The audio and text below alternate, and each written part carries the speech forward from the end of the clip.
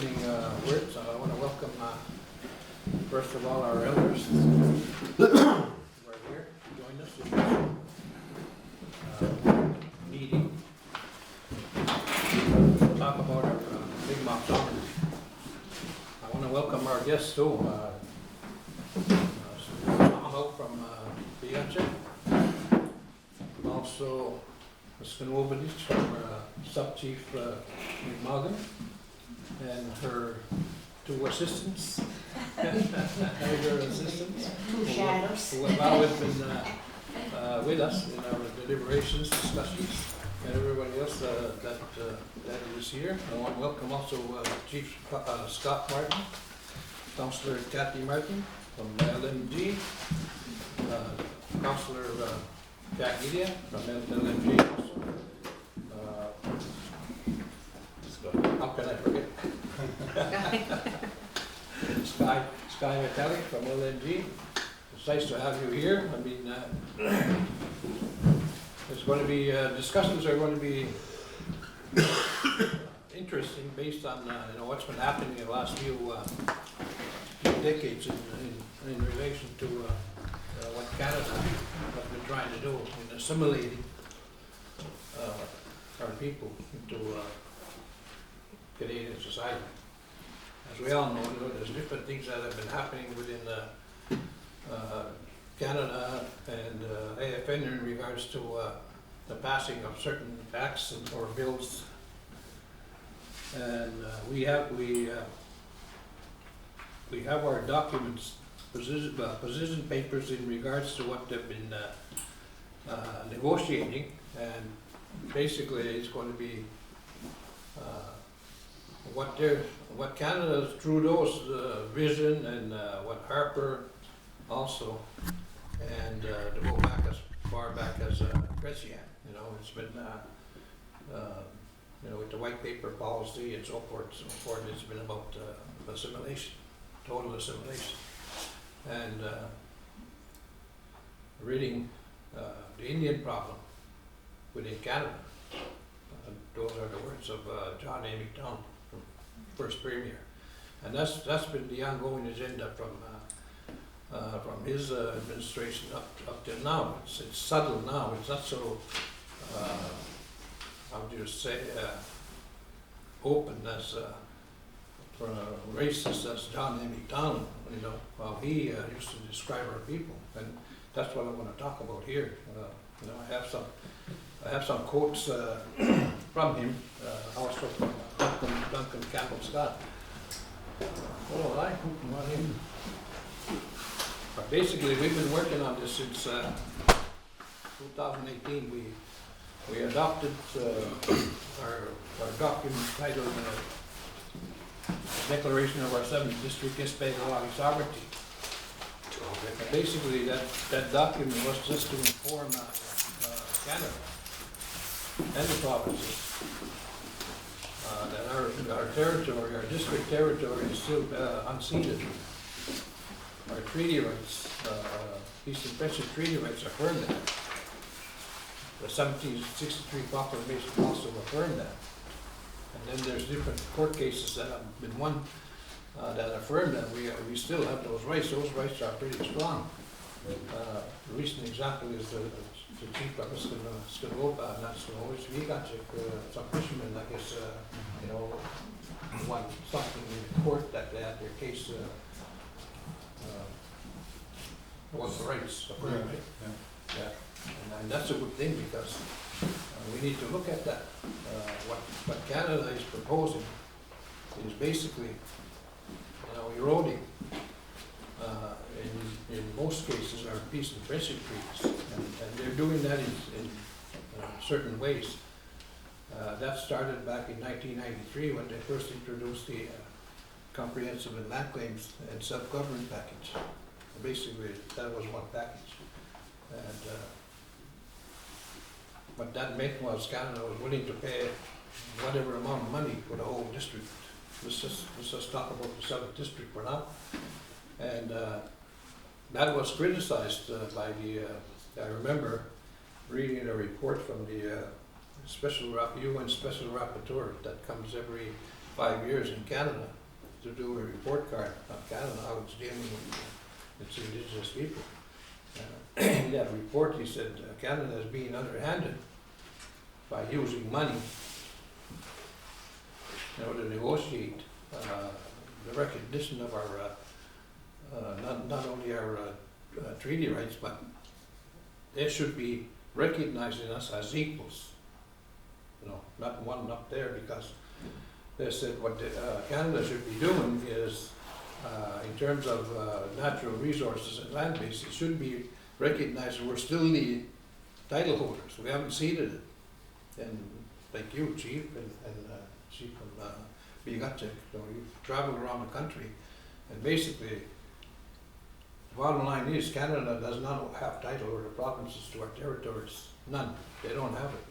And that's the reason why they're doing these comprehensive land claims, so that they can buy it once and for all.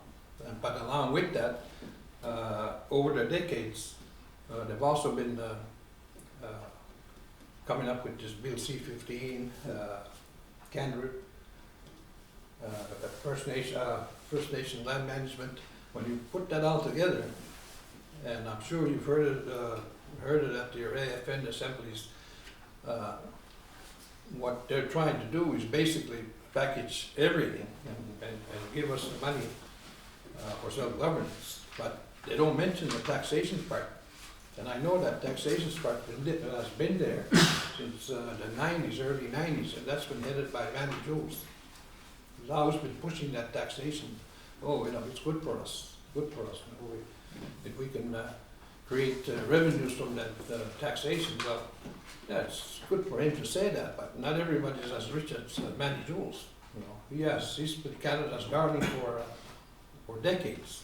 You know, to talk about getting rid of the Indian Act, but you know, realistically, you know, is that good for us? Because some people here have been dependent on the Indian Act. These are, I'm talking about poor people who barely survive, you know, week, month to month, and they want to get rid of the Indian Act.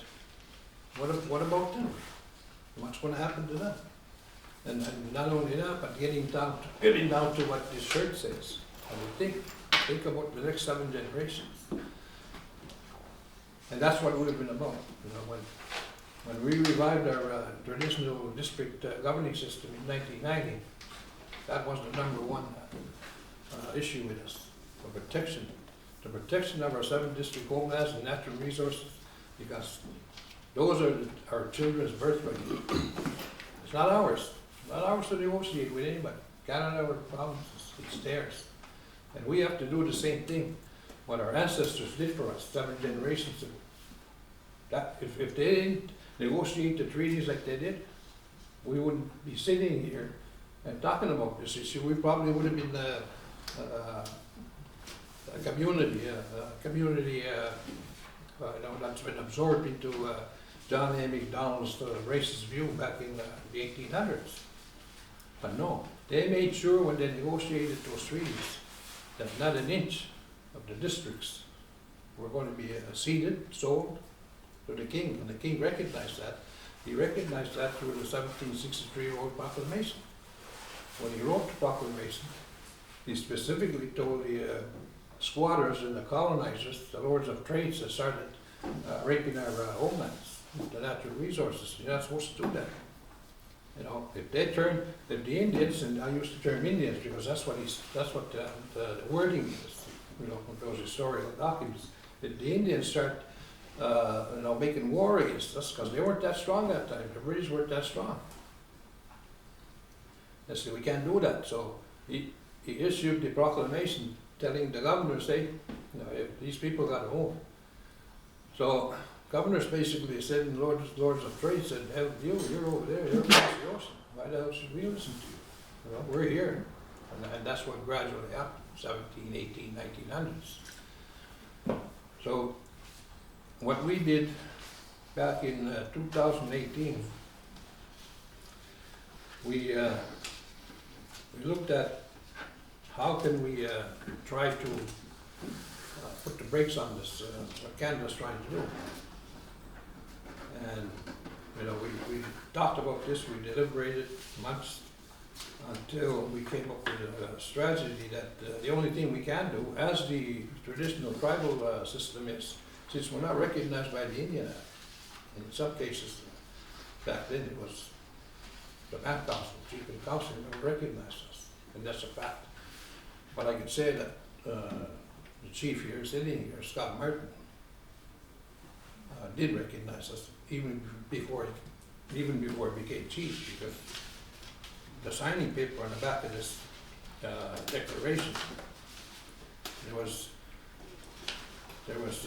you remember, Scott, when we had that meeting at St. Louis, councillors had signed, Scott signed, and several other councillors signed on to this, you know. And then what we did was serve it to Prime Minister Trudeau in January of 2018. But basically, I'm going to read the document as to what his interest is. Basically, this document was a notice of our sovereignty, of our still continued sovereignty, and our still continued unceded title to our government district homelands. And the reason why we wrote that also was we had constitutional lawyers that basically said you have to put it in writing and send it to Canada. Not just what's been happening starting 1993, he said, but now it's more important because of this bill C-15 and Canberra and FMNL. I get mixed up sometimes. He said you have to put it in writing, because if you don't, and when the whole thing comes together, if it's accepted by the majority of chiefs and councils across the country, well then, if you try to fight it in court, the judge is going to say, well, did you try to voice your concern about this? Did you tell them that you're not part of it? And we said no. He said, well, you have to do that so that it's on record. So that's what we did. We served them our Declaration of Sovereignty. And this is going back to the time of Harper, not Harper, Paul Martin was the Prime Minister. This is the third document that we served him. But now we have a track record going back to Paul Martin, which is,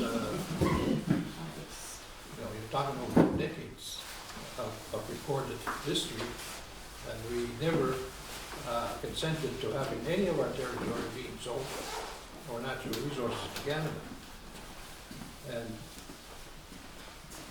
basically their response was they didn't, in terms of what's in this document, affirming our continued being on sovereignty by the Peace and Friendship Treaties and by the 1763 Declaration, they didn't dispute that, not once.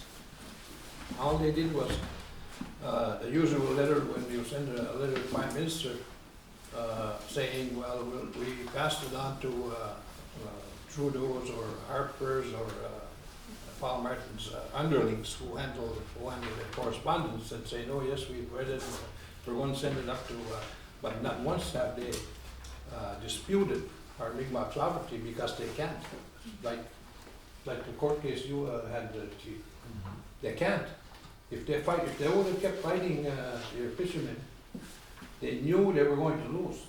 That's how I read when Del Riley did a good job in doing that, because they knew they were going to lose, and they didn't want to go that route. So this shows us how strong our treaties are when you assert that treaty, the pure right of those rights. And when we look at what's happening, what happened in 1982 when they when Canada brought back its constitution, the Canada Constitution Act, the negotiators that were there at that time, did a great job. And I think, if I'm not mistaken, Riley was one of them. Bill Wilson, Smokey Briere. I used to watch those negotiations on TV that time. And I was impressed with the way they fought with Trudeau. They fought with him every step of the way. And what they were able to do was have the 1763 Proclamation prints into Canada's Constitution. section 25. So if you look at what's in there, it says, yes, it recognizes the Aboriginal treaty rights, so forth, and it also recognizes, that the Royal Proclamation is a legal document. But that's not the way they're acting. What they're acting through these different negotiations that are going on, self-government and legal names, is they're veering off away from the Royal Proclamation and the treaties. You won't see any of their documents where it says, yes, we recognize 1763, because in the 1763 clauses, if you look at it, it has to be protection clauses, and it calls us nations. But they want to minimize that in their way. Basically that they're the owners, and that they're the, they're the boss, basically. Canada doesn't own it. It's asserting its what we call pretended jurisdiction in the provinces upon their territories. But they try to use this money in terms of circumventing, the usage of treaties and the Royal Proclamation. Because if Canada, you just have to look at it, if Canada did own it, right, they wouldn't pay a dime. They wouldn't pay a dime in this comprehensive land claim negotiations that have been going on for almost 30 years. If they owned it, they'd tell you, get the hell out of here, you don't own anything, we own it all. They know they don't own it because they've spent, billions across the country with these comprehensive land claims. And very little to show for in some places, and here too. When you look at it, what has been achieved? We haven't got an inch back, right? I mean, we did more as a tribal council in getting land back by using our inherent creator-given right. That's the Bastille estate. That's how we got it back.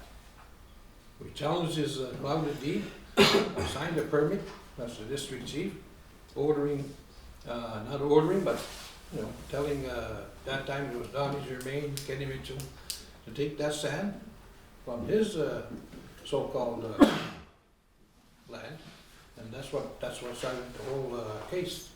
And ended up, we were in litigation for 4 or 5 years, if not more.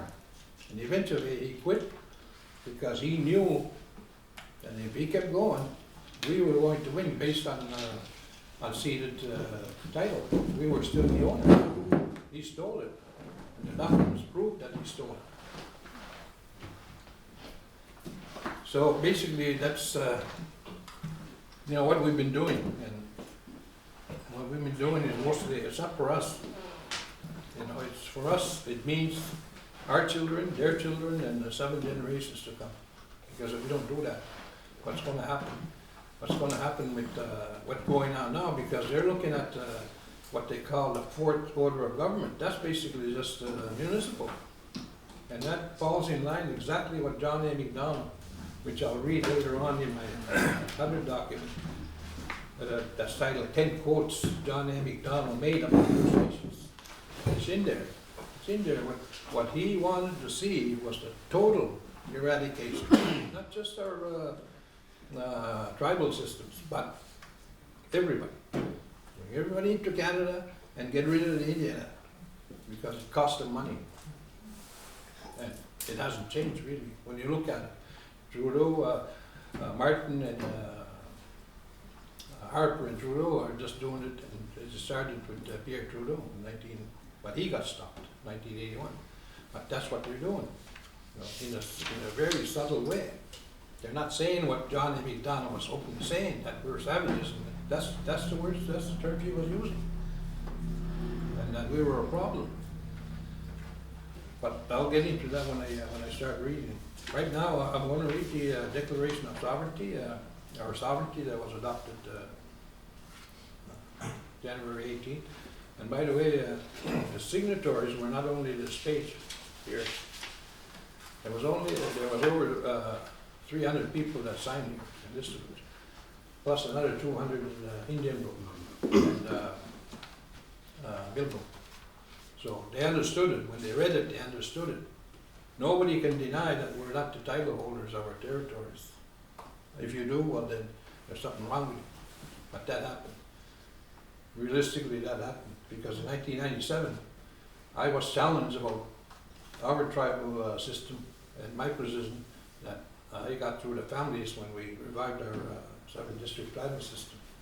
We ended up, believe it or not, we ended up in the Supreme Court of Canada, 1997. And the chief was from Gespegawagi, and one from the Algonquin White Top, John White Top. And they were both saying, no, there's no such thing. William Commander was my colleague that time. What happened was we intervened in the Quebec separation case. Canada and Quebec were talking about, well, what happens when Quebec separates? How do we divide the land? And we basically said, no, you don't have any jurisdiction whatsoever. And they're talking about who's going to take the land, because what we're going to do is we're going to separate right after Quebec. And these are still proven unceded Mi'kmaq and Algonquin lands. And for whatever reason, I don't know if it was just out of jealousy that we managed to file a motion in the Supreme Court of Canada that they hired lawyers to have our motion thrown out. And they also got assistance from the Department of Indian Affairs, the registrar, basically signing an affidavit stating that these are the only recognized Mi'kmaq governing systems in the land of Canada, all the band councils in here. But irregardless, even that, when the judges deliberated and came back, they said, no, we don't believe that. He said the case of hereditary tribal chiefs and councils being recognized was already recognized in the Delgamuukw case, 1993 Delgamuukw case, where the hereditary chiefs intervened on a land claim case in Delgamuukw, and they were accepted by the Supreme Court of Canada. So that shows if the highest court in Canada affirms, and this is what they said just because the Europeans sailed along the shores, it didn't mean that they abolished our systems or titles. And what we've been trying to do in the last 3 decades is trying to get the both systems work together. In 92 to 96, we had the chief and council work together in terms of asserting our jurisdictions, because it's well defined that the Indian Act Band Council systems only have jurisdiction within their Indian Act defined boundaries. And that's been in the Supreme Court of Canada, 2 cases. One was Nightcall versus Canada, and Lewis versus, where they tried to say, well, they had jurisdiction right across, to make bylaws right across the entire river, but that's not the case. What we did in 92, and we had a constitutional law firm that was working with us in Montreal, said if the two get together like this, one asserts their defined jurisdiction, and the other asserts outside, past the defined Indian Act defined boundaries, there's no way that Canada can penetrate or the provinces. But the only way they can do that is with money. And we can use things like policing. I was negotiated in 92 to 97, mandated negotiated with the federal government for about 6 years, and the Quebec Public Security. With the policing agreement, we never accepted it. It was over $1 million that time. I said, well, here's a document. All you got to do is sign. We'll pay for all policing services. I said, yeah, we'll sign, but you see this clause that we have to respect, we have to acknowledge the Quebec Police Act. I said, no, we got to take that out. If you take that out, well then, okay. But they didn't. And so we never signed. It was signed after by a different administration, but that shows you they have to have something that's a transaction that they can take to court and say, well, yeah, they accepted, here's a document, and we paid the money. And another instance of that was Audrey Isaac's case with her twins. we gave them, the tribal council and the band council gave them security. We protected them from the SQ taking them and bringing them to the father who was waiting that time at the Hotel Red Room. We said to the police chief that time, Henry Mitchell, no, you're not taking those kids. They're under our protection, because he wanted to take them back to Florida or California, wherever they live. Anyway, so we ended up being charged by the prosecutor, saying that we were obstructing justice. We were not allowing the police to do their work. So we ended up in court. Long story short, judge asked the prosecutor, did you sign? Do you know if this was First Nation signed with the Quebec Public Security or policing? He said, no, they didn't sign. He said, well, case is dismissed. I have no jurisdiction. How clear can that be? No. But we're just looking at different scenarios. No, I've always said that that time when we were doing this, we didn't have the money that exists now in terms of commercial harvesting. You know, the money that's being made there. We didn't have that. We had to scrounge. We scrounge here, we scrounge there. But we got a police force going. But if you look at it now, you know, we should be able to pay for the police force and say to the province, no, we don't need your money. And that way the Quebec Police Act would not apply. It would be an assertion of sovereignty. And it works because we did it. We were in the courts. So it's just to give you an idea, where we've been in the courts, we've been in the lower courts in North Carolina, I've been to the Supreme Court of Canada, I still have the court documents, 1997. And basically, that's how we have to think. You know, we assert ourselves. But if we can do it together, they're that much stronger. But if you do it separate, they find a wedge and get in there. And then they stick that wedge in, and all of a sudden, you know, the wall crumbles. And that's how it was described to us by the constitutional lawyers in Montreal. And the other lawyer we had here was last year, McIver, Bruce McIver. We want to, we were looking at it, but for which I think, unfortunately, that didn't pan out. The council, chief and council, along with our tribal, filing an Aboriginal title case.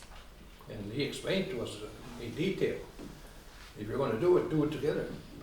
Don't do it separate, because they're going to go after, they're going to try to get in every which way. And he said the first thing they'll do is they'll try to use chief and council, because he doesn't want to recognize the tribal system, our original tribal governing system, because they know that our creator given right is not a right, you know, to be sovereign is not a right that's been given by Canada or the provinces. They can't touch it. And that's the other thing the constitutional lawyers said, they can't touch it. If they want to go back that far, they'll lose. They're not going to win. So I'll go ahead and read our declaration of 7th District Gespegawagi sovereignty, because a lot of people that are here that time weren't there when we adopted it and signed it. Mi'kmaq, the land of the 7 districts, before I even start, the way this document was written in the form of the American Declaration of Independence. And the reason why we did that was, if they're going to challenge it, well then they're going to have to challenge whether the United States Declaration of Independence is legitimate, because that was the benchmark. You know, for the United States to separate from England. And then after they won the war, their Declaration of Independence was used in the international arena by different states that wanted to separate by their colonizers. So we wrote it in that form, not exactly word for word, but in that form, so that eventually, when we end up in the courts, and we're looking at eventually we will, unless by some miracle, you know, our two forces governing systems get together and you know, work together, which is the view of many lawyers, not just you know, who we work with, but across the country, are saying the same thing about this process, Canada. They call it reconciliation. Yeah, for who? For them. It's not reconciliation for us. Because if it was, they'd give us the land back with no questions asked. And then we share the royalties, future royalties, and pay us past loss of use, you know. But there's some reason they want to do that, but yet, I don't want to insult what's happening in Palestine and Egypt, the war between Israel and Egypt, but the United States and Canada, the rest of the countries have been funding since Arafat, you know, for their nation status or their statehood to be recognized. But why couldn't they do the same thing for us?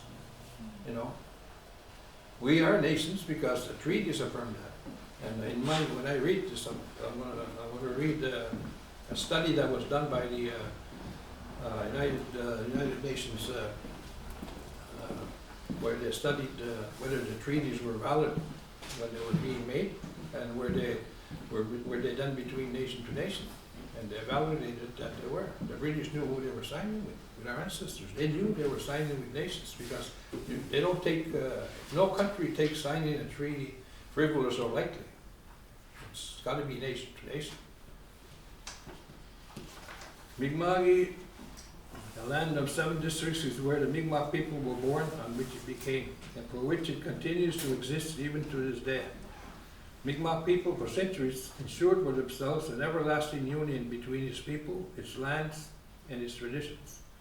We, the Mi'kmaq, our original 7th District Overseers Tribal Council governing system, wish to maintain and preserve the welfare and liberty of all our people, and pledge our loyalty and support for each other, and implore the guidance of the Creator as we unite our original government, the people of our district, for our common good. Whereas we, the Mi'kmaq peoples, and our original ancestral overseers Tribal Council government wishes to reaffirm to the Government of Canada, provinces of Quebec and Brunswick, of our Creator and the inherent rights in the land of our ancestors, by virtue of historical, legal, original, and treaty rights, to exercise our rights in to self-determination, political independence, and sovereignty over our traditional district territory.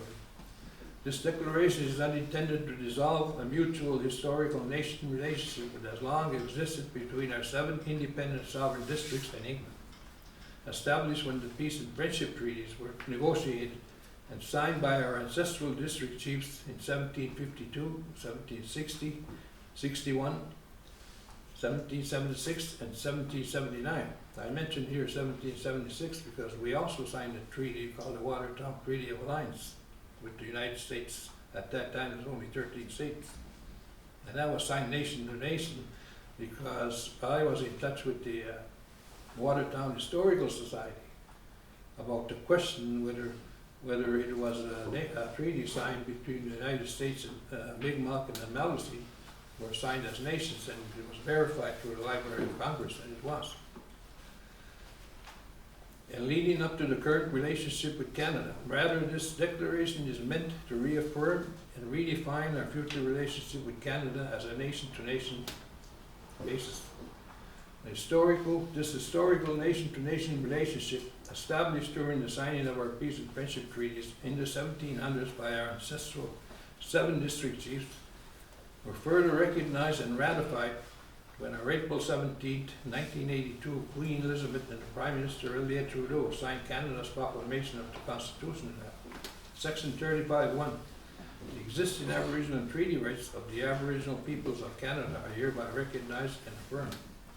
That Section 25 of the Canada Constitution states, the guarantee in this charter of certain rights and freedoms shall not be construed to abrogate or derogate from any Aboriginal treaty or other rights or freedoms that pertains to the Aboriginal peoples of Canada, including any rights or freedoms that have been recognized by the Royal Proclamation of October 7, 1763. So there it is, it's right there. They're violating their own law.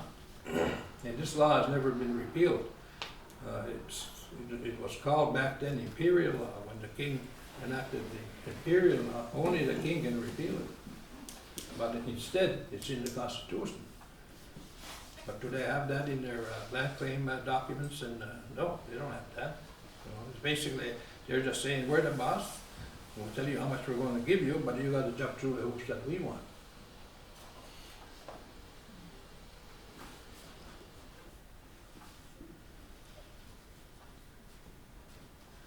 That the Mi'kmaq Nation and the 7 independent sovereign districts have always been independent, but an integral part of North America. The Mi'kmaq Nation and its 7 independent sovereign districts' nation status has been affirmed by the signing of the Peace and Friendship Treaties in Canada and by the signing of the Watertown Treaty of Alliance on July 19, 1776 with the United States of America. In both historic treaty-making and signing events, the British Crown and the newly formed independent United States of America and our ancestral district chiefs signed these international treaties as sovereign nations. And this is what I just said. Further support that our Mi'kmaq sovereignty nation status was not lost after the conclusion of the signing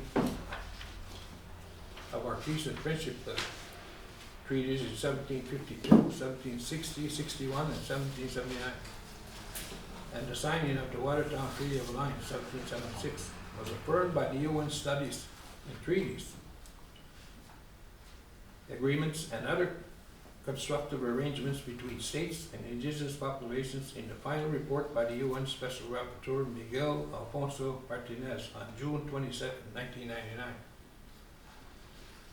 That the UN Special Rapporteur's statement in his final report, which states history is an excellent source of knowledge for shaping political action. To ignore history would make it incredibly difficult to understand fully the present and practically impossible to face the future wisely, as both prophetic and true. Further, UN Special Rapporteur's final report on page 42, paragraph 265, he states, in the case of the indigenous peoples who concluded treaties or other legal instruments with the European settlers and or their continuators in the colonization process, the Special Rapporteur has not found any sound legal argument to sustain the argument that they have lost their international judicial status as nation peoples. And you see, that's the other thing. The UN Rapporteur's report. They did a lot of work on these treaties. But basically, the UN, as most of us know, they don't have the teeth, you know, to enforce what their recommendations are. And Canada and the United States know that. They're just basically, oh, well, you know, shrug their shoulders.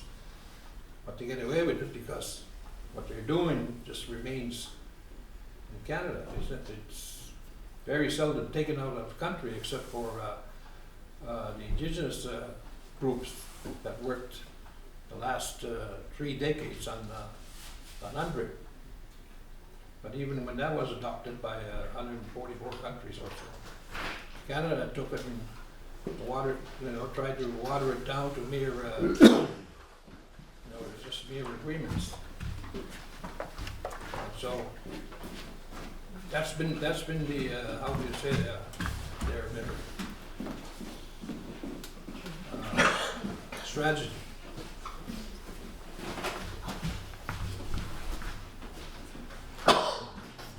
Further, the UN Special Rapporteur states on page 18, paragraph 110, in establishing formal legal relationships with peoples overseas, the European parties were clearly aware that they were negotiating and entering into contractual relationships with sovereign nations. That's what I was saying before. With all the legal implications of that term during the period under consideration. The concept of the rule of law began to traverse a long path today in a new phase towards transformation into law rulers. And basically, they created their own laws. What we call man-made or judge-made law, outside of the rule of law, in order to justify the illegal takeover of our district homelands and natural resources. Whereby this declaration of sovereignty is not seeking Canada's permission in the exercise of our ancient ancestral Mi'kmaq sovereignty upon our still unceded Mi'kmaq 7th district. This declaration of sovereignty serves as a notice to Canada to honor our Mi'kmaq nation status established in the 1700s with the British Crown and the United United States of America through a treaty-making process between our two nations and further affirmed by the Proclamation of 1763. And basically that's what we're talking about. You know, that's what we're saying. We've been saying this to Canada and the provinces. And it's never disputed, as I mentioned before. There's no such letter saying if it was illegal on what we're saying, they would have said with they have a slew of lawyers in Justice Canada would say, just full of shit. You know, you don't have no status. We're the legitimate governing system, but you can't do that. Again, when I go back to your case just recent, where the judge was very open-minded about our treaties that are still alive. And when I read about the Crown prosecutor trying to say, oh, there's just a frivolous, no, it's not frivolous. It's legal. Historically, it's legal, and it's a fact.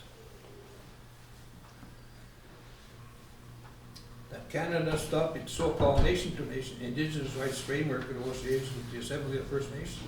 And that's where the biggest problem lies is, I think even within the chiefs themselves from here to BC, they don't even know exactly what these top officials feel, what I call a handful of officials within that organization who have been involved with several prime ministers, you know, are doing in terms of our treaties. And it's been said that, you know, former AFN national chiefs have been too close to prime ministers and accepting. When we talk about Canada, that's a hot potato now right across the country, you know. And people are saying, how did AFN get such enormous authority to do that? You can get it from me. I have rights. These are my rights. I'm sure most of us that are in here, they didn't ask us. So that's a problem. We have to fix that problem, and we have to start somewhere. Now, it's not realistic to say, oh, we're going to do it right across the country. No, it's got to start somewhere. When we talk about colonization, where did it start? It started from the east, and it gradually went west. And the reason why we have our treaties that are so powerful is because our ancestors told them, we're equal to you. There's documentation. We're the kings here, just like you have your king over there. And that's the stand and position that saved us. You know, from when you go further west, they call their treaties numbered, conquered treaties. That they sold their land. No, they didn't have a choice. By that time, the British were military might, and they had a gun to their heads. Sign, or we're going to take it anyway.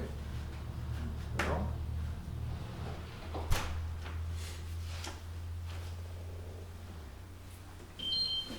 Canada AFN Indigenous Rights Framework Agreement is designed to suppress Indigenous self-determination within Canadian Confederation, and as articulated by Canada, supports a very narrow vision of Indigenous original jurisdiction over lands, which is true.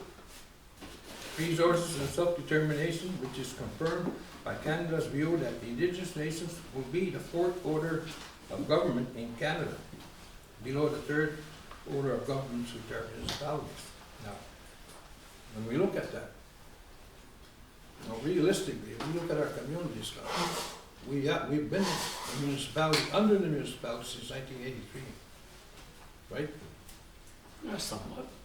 Somewhat. It tends to go, it goes that way, but when I meet with Quebec officials and ministers, I always tell them that the tribal council is a part of the organization.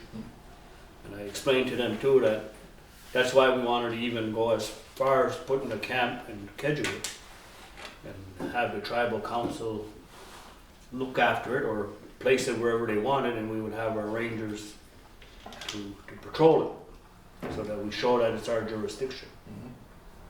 And they never disputed.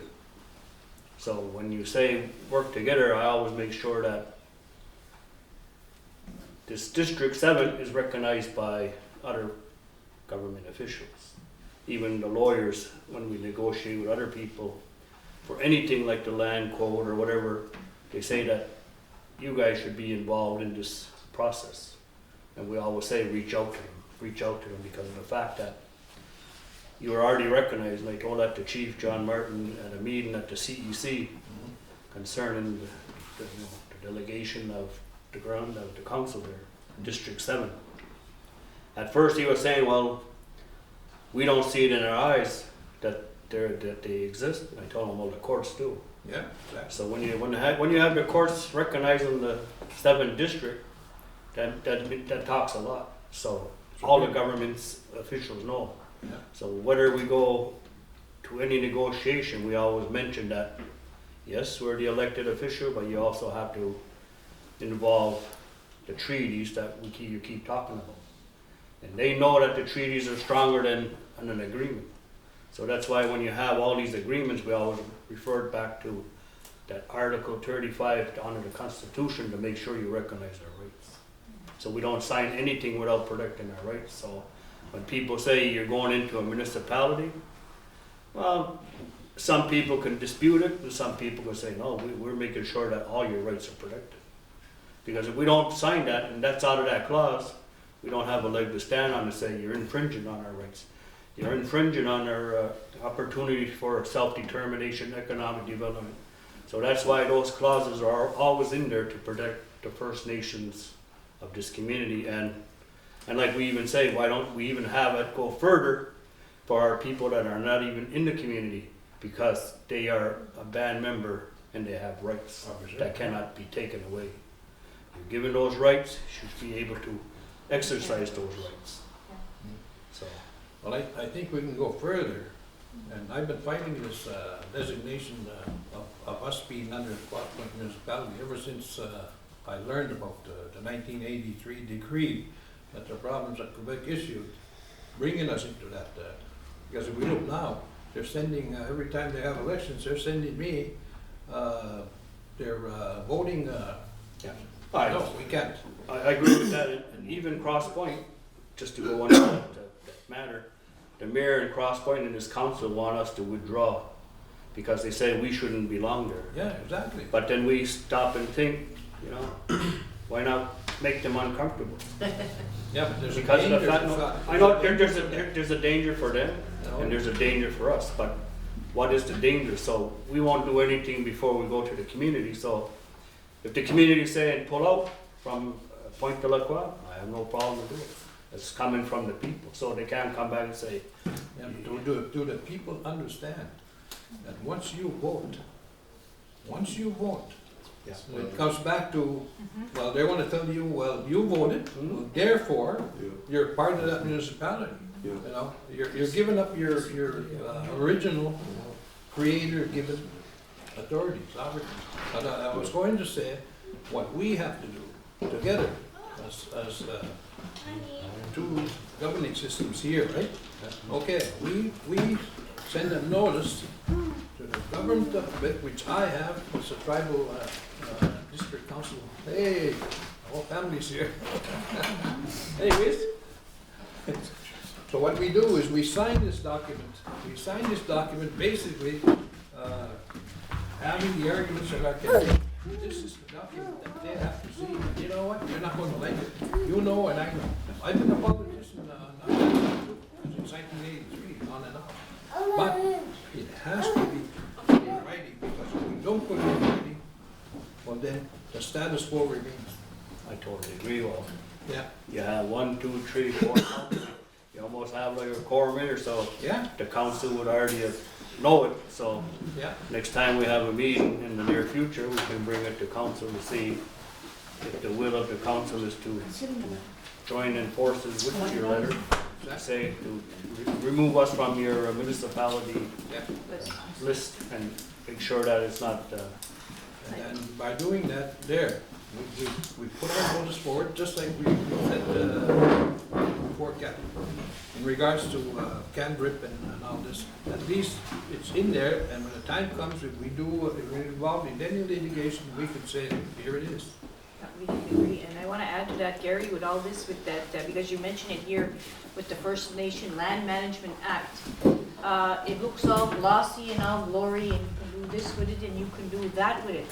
But underlying, when you sign that act, you're saying you accept that you are just responsible for reserve land.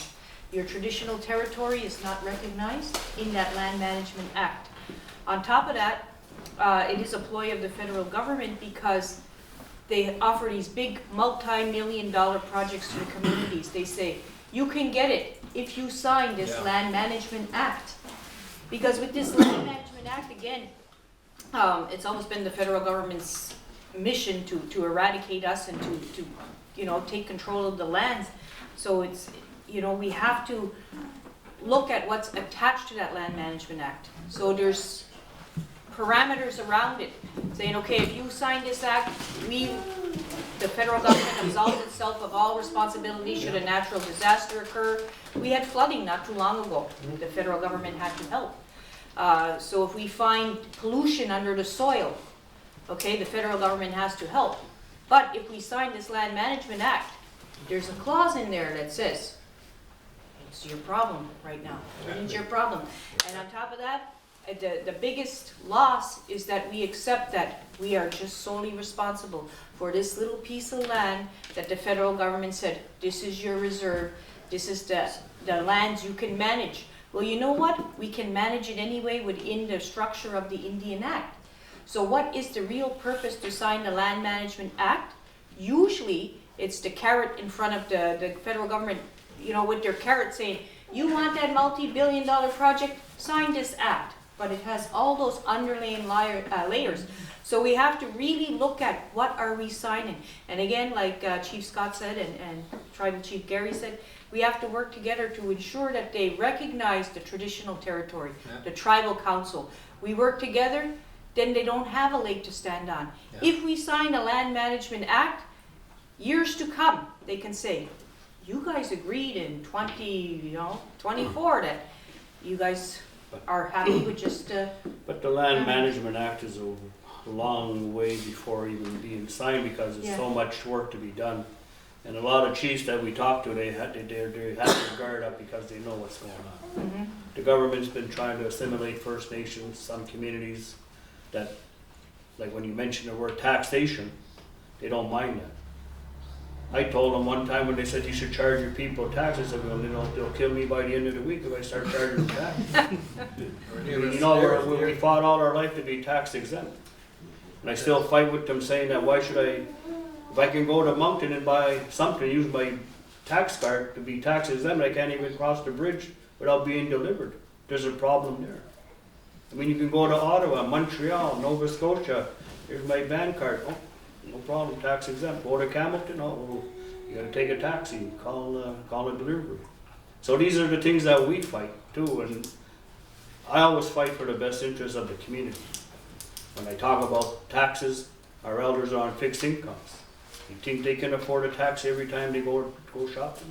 I met with the mayor, I met with his council. I said, meet with the Minister of Finance, let's start this ball rolling so our First Nations rights should be recognized like we did way back before, what's his name, McKenna came into power.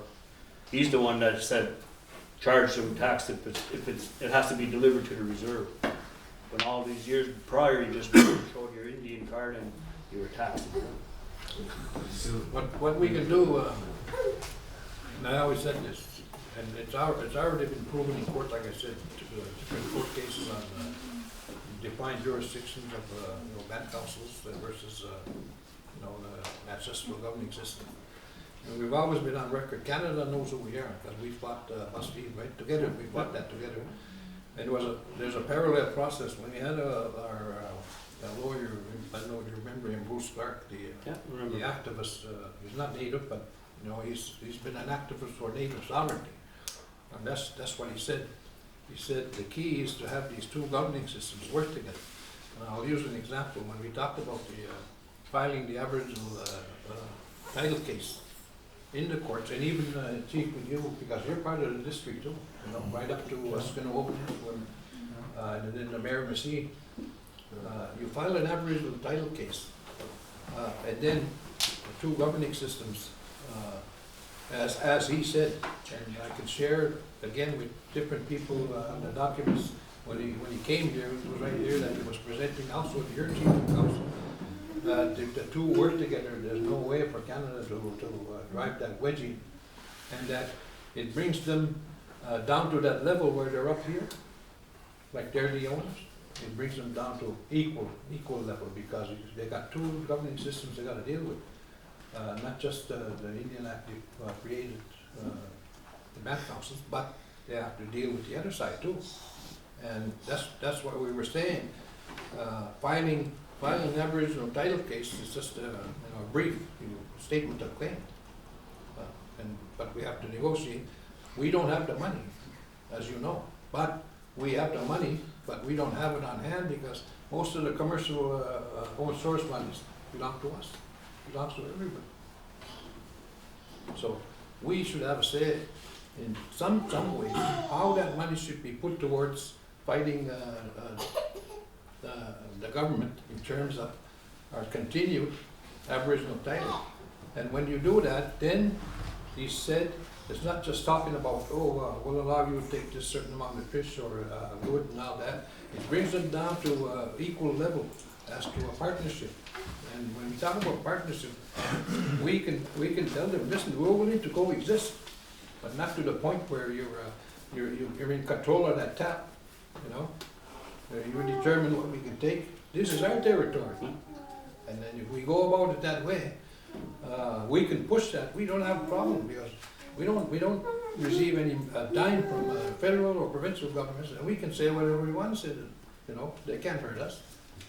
So that's the thing I think we were talking about before the elections. When the two governing systems get in together for the common benefit, our children.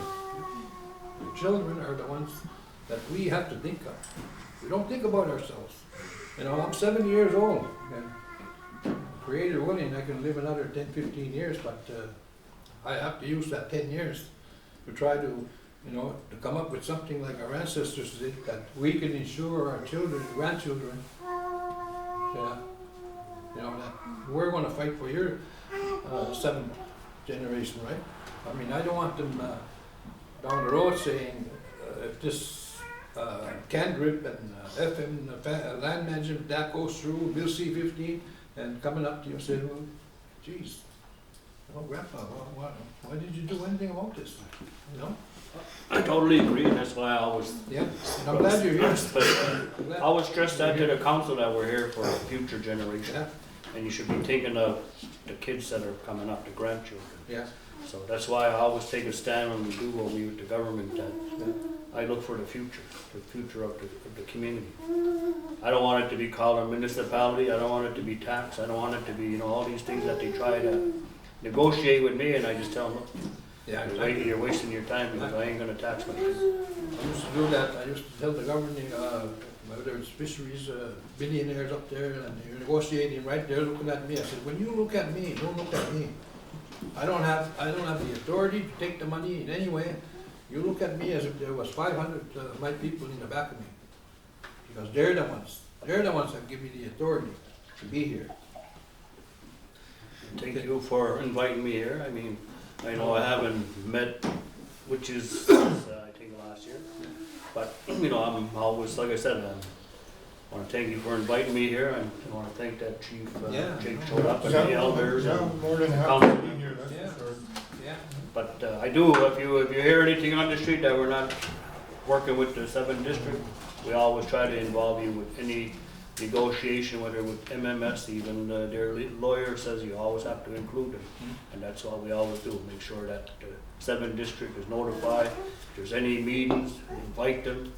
You show up, if you don't, at least we invite you, that you can say what you have to say, or give them some, a document like that people should have a document like that to know exactly what's going on. And when they talk about the treaties, I always say teach the kids, teach them our history as they go up, because when you go into the school system, they teach them a history that the school wants them to learn. Yeah, whereas we don't keep, where we were way back then to where we are now. Short times have changed and we have to do things a little differently, but they always have to remember where they came from and who wasn't for our ancestors, like we said earlier. we wouldn't be here Yeah. without the treaties, and even the lawyers keep saying, your peace and friendship treaty is a very strong document. Yeah. And that's why when we mention that to those bureaucrats, they don't like to hear that. And that's why we always keep that Article 35 of the Constitution in those agreements to protect First Nations rights at every cost. Yeah. But as we know, Chief Capel here, this community just went through it not too long ago, within the system, that these are strong treaties, and they know that, and it's just a matter of expanding it to where we can work together. And I appreciate, in our tribal system, I appreciate you being here, Chief, because I heard that you were also a strong defender, when it came to Aboriginal trade rights. So we're all in the same frame of mind. It's just trying to consolidate something that we can serve or show to Canada and the provinces. And I think the Bruce McIver was saying the strongest thing that you can do is file an Aboriginal title claim, because once you file that, then he said their behavior changes to one that's being dominant to one that's being as equal as what's happened in Big Cove. He said right away, and when we together have to tell them, this is what we want. This is not what you want. This is what we want, and this is how we're going to settle it. If we can't settle it together through negotiations, but we're still in litigation, well then we'll go litigation, and we're going to win. So we'll continue. And this is about AFN, that this conflict of interest relationship between Canada, AFN, and their federal legislative advance chiefs cannot legitimize the recognition and implementation of the Indigenous Rights Framework Agreement. It has to be legitimized by all Indigenous rights holders and their original ancestral governing systems throughout Canada.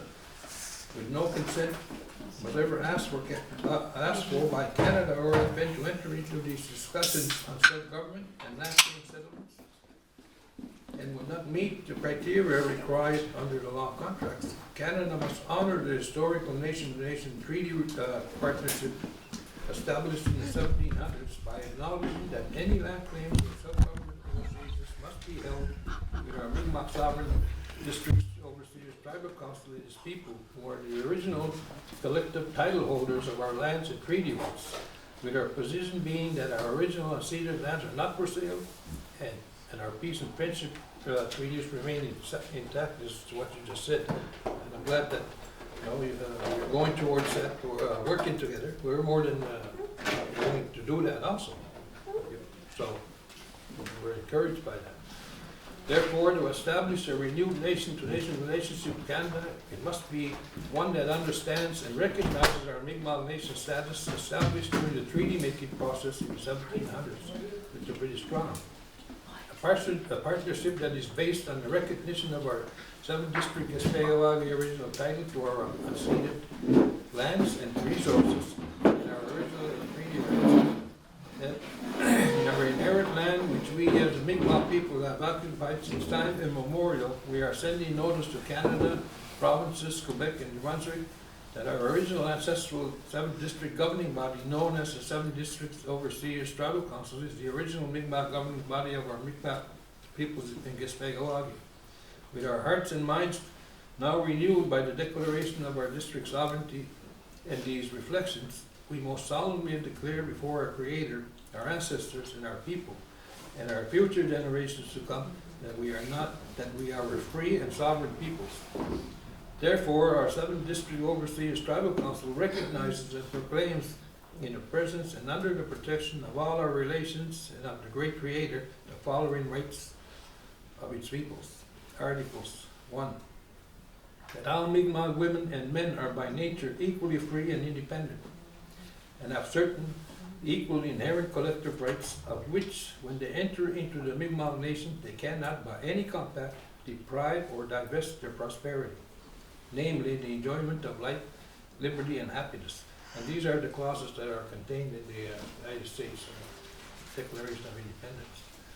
Number 2, that all powers are vested in and consequently derived from the Mi'kmaq peoples, which is a fact, basically. And all the Indian Act chiefs and councils elected under the modern day Indian Act system are but trustees and servants of the Mi'kmaq peoples, and always answerable to them when negotiating with Canada and the provinces with their original and treaty rights, which you just covered, basically. You know, there's clauses in there that may reflect what it used to be, but I see changes that have happened in this community when you got elected. You know, even though we may have had a lapse in time, but I see changes when you got elected as chief in your community. You know, you could see that. Your interest is helping your people, because I talk to different people when I go to Osprey, and you know, they're content with your leadership and how you're doing it. So, you know, if you do it that way, well, it's a win-win situation for everybody, right? Number 3, the modern Indian Act was created by Canada and continues to be amended where its only interests have been to control, divide, and disseminate the original peoples of Turtle Island, and to erode and marginalize our original ancestral Mi'kmaq district governing system. And this is the Indian Act, basically, talking about the Indian Act, which is, you know, that's what's been happening. Number 4, the original 7th district ancestral government of the Mi'kmaq peoples of Gespegawagi at best can produce the greatest degree of happiness and safety to its people, and is most effectively secured against the danger of foreign administration interference into our affairs as Mi'kmaq peoples. As I said, the government doesn't own us, provincial, federal, you know, they can do whatever they want. But I think through that process of filing a title claim, like I look at BCO, even them, it's changed to a position where they dictate, and that they want to go along negotiations as to, you know, trying to solve the land claim issue. And I think they know that the comprehensive land claims, that's been existing for almost 3 decades, isn't working. You know, a lot of the communities, like the Montanians, it's been well over, the last I heard, 30 years almost, and they haven't achieved anything through it.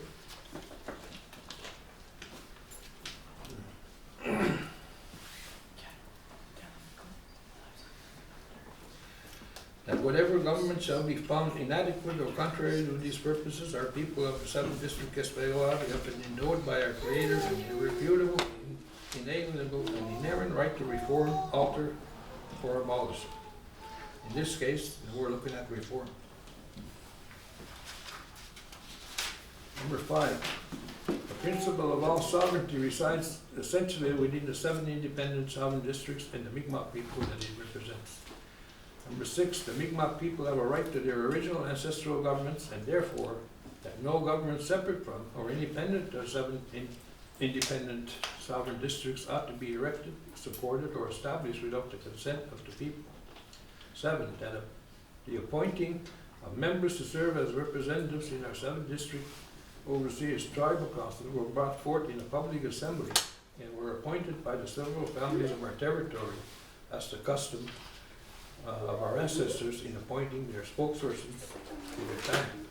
Number 8, that Canada and AFN Indian Act chiefs did not ask for or receive our written or verbal consent to enter into Canada's and AFN's assimilation and surrender negotiations. In the recognition and implementation of Indigenous Rights Framework Agreement and negotiations, we seek to eradicate our race, are deemed injurious to our people and our ancestral 7th district land title and treaty rights. Therein, any final agreements reached or signed between Canada and AFN and the Indian Act chiefs will have no binding effect upon our still sovereign district overseers tribal council and its members or families within Gespegawagi. And these agreements reached and signed by them will be considered null and void. And when this was written in 2018, we weren't exactly talking about coexisting or co-working together, but it looks like what you're saying in terms of the 2 governing systems working together is just the way to go. And hopefully, Chief Captain, you're more than welcome to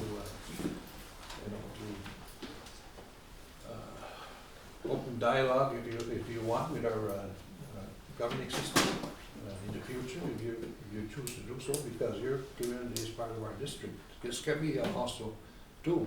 I'm encouraged that John Martin is sort of open to that, because as I mentioned, it was the chief of that challenged our legitimacy as a tribal governing system, 7th district back then. But you know, that's another story.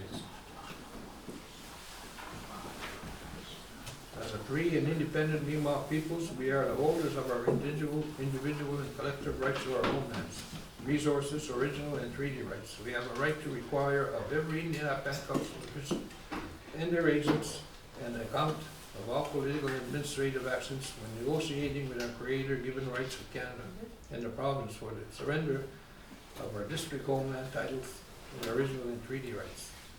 And this was basically at that time written because MMS is negotiating. I don't know what the status is. They've been negotiating over 2 decades, I think, with Canada, right? In the comprehensive land claims.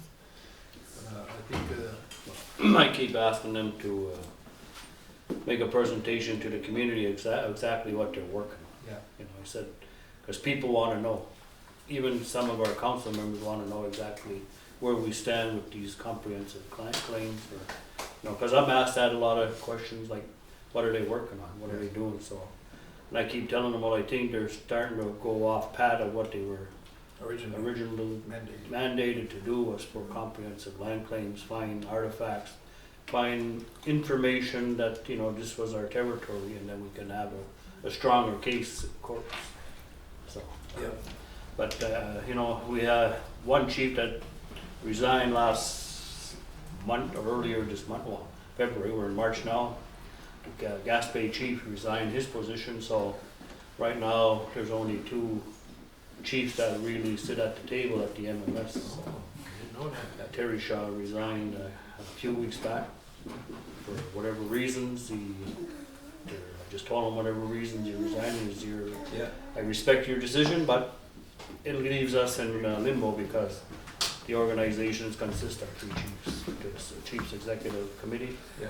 And right now we're missing 1 chief. Okay. But when he was sitting as chief, I expressed the same thing about the districts. So, Obviously, well, they're like I said, they come from a community that they're always living in like a city. yeah. Most of his voters or his Outside of Montreal. yeah, they live in Montreal. So when they meet, they're always either meeting in Montreal or in Gaspé. And then I even told them, why don't you guys try to develop your own community so you can have a land base where you can call it Gaspé community and have your people there tax exempt, because they're right now they're taxpayers because they don't live in a community. Yeah.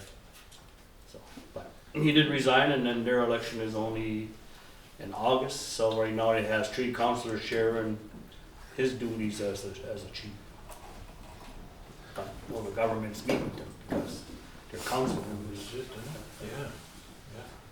Yeah. So that's a dilemma that I have to face with. But I told him I'll work with them and then see where we go from there.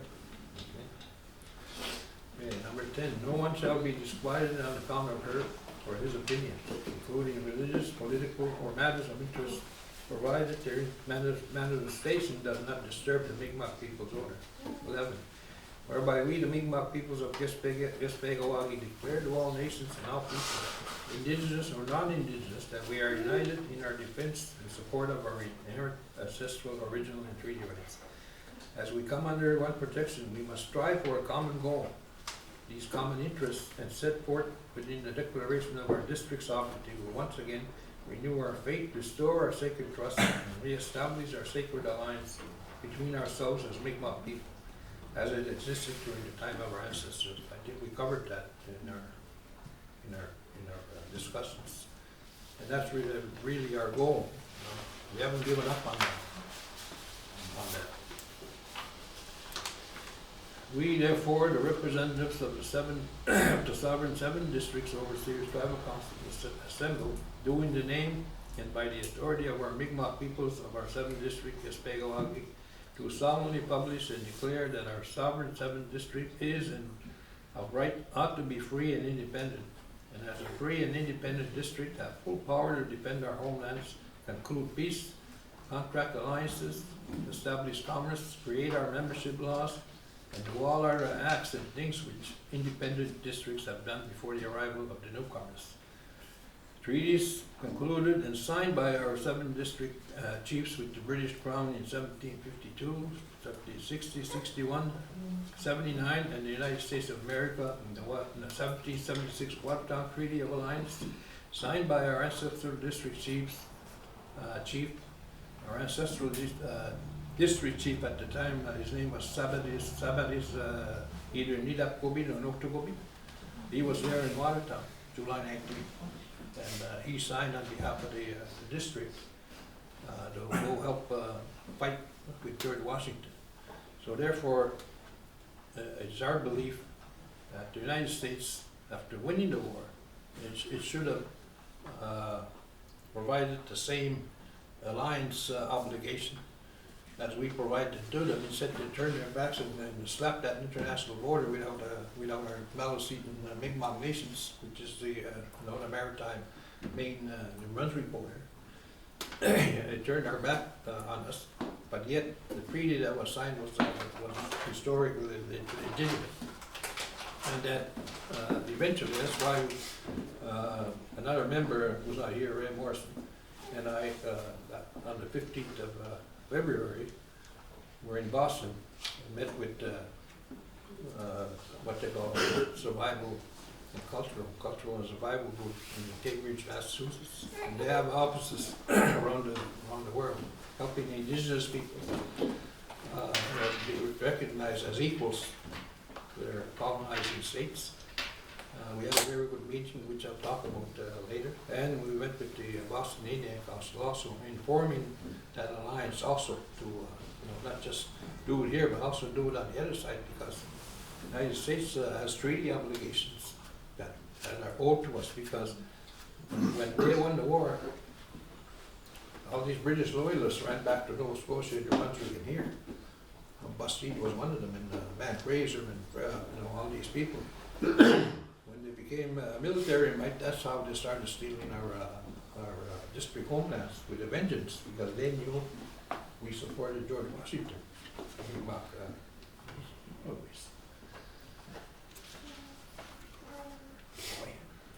We had to get one of them, huh? Okay, I was. Also, okay, newly formed United States of America, all support our declaration of our nation status and our inherent and creator-given powers to all things that nations are empowered to do, and we mutually pledge to each other our lives, our pure fortunes, our sacred honor. Signed 26th of January, 2019. Like I said, other people signed this.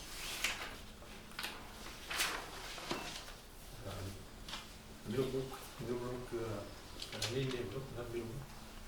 Yeah, Millbrook is the rural, right? Yeah. So, Chief, do you want this? I'd love to have our signature on there.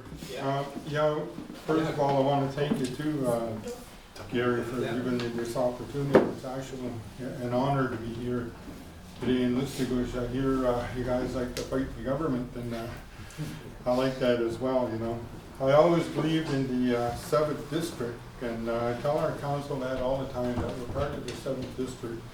I also believe strongly in the Mi'kmaq Nation, from Cape Breton all the way down to the Gaspé and parts of Maine. And but one of the things I find in recent years, and even maybe decades, is that we're starting to separate.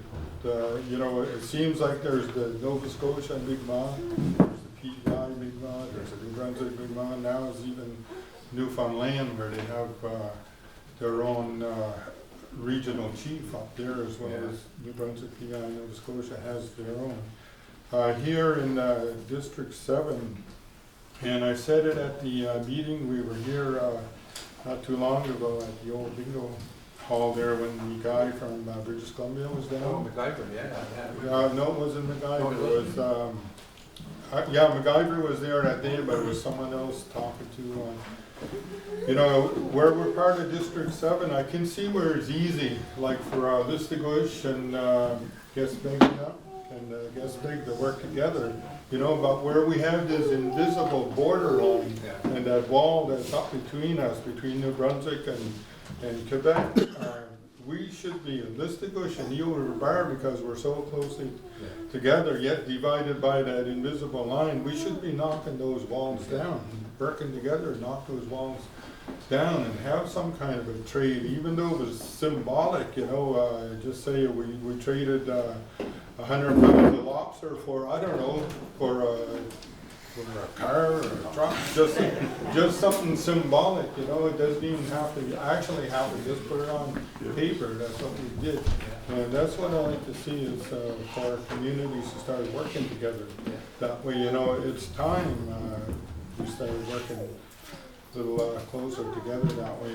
I also believe in the you know, the two systems of government, the traditional, well, we have no choice, we're part of the Indian Act, you know, I'm an Indian Act chief, and we have Indian Act councils, but I also love the traditional, and we gotta work more that way as well. Yeah, for sure. So I definitely like what you're doing, Gary.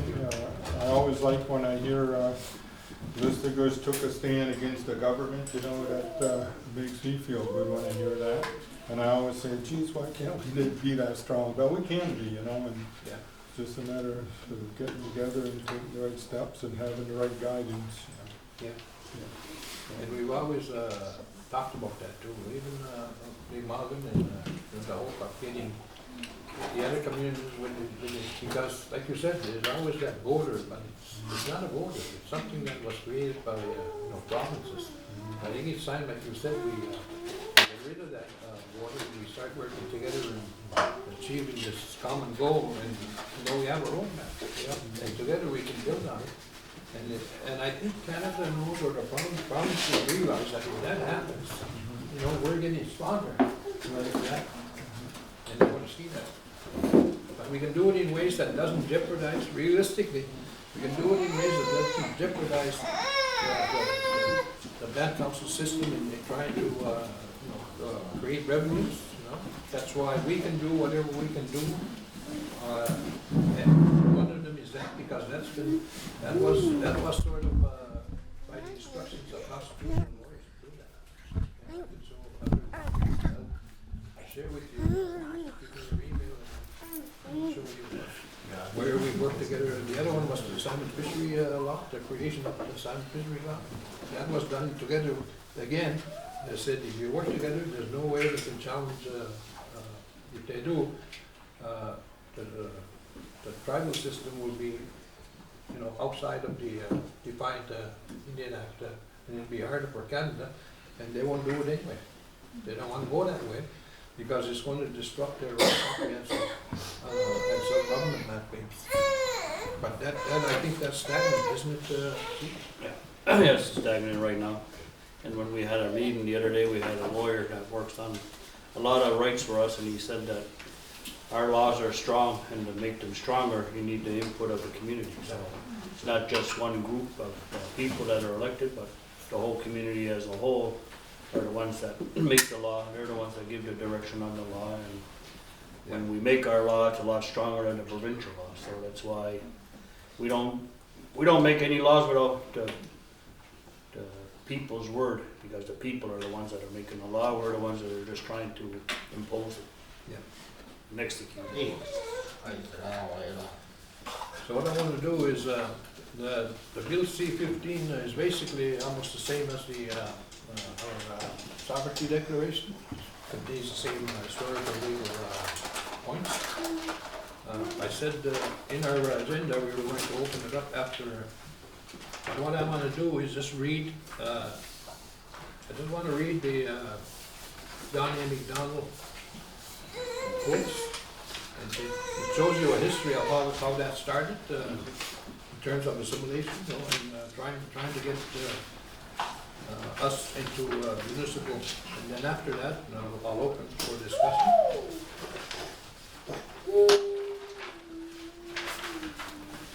So it's titled 10 Quotes John A. McDonald Made About First Nations. It's only one of 5 minutes to read. So this is 1870, a letter that he wrote, said, to one of his agents. Says, "Sir, we are looking anxiously for your report as to the Indian titles both within Manitoba and without, and as the best means of extinguishing, terminating the Indian titles in the valley of Saskatchewan.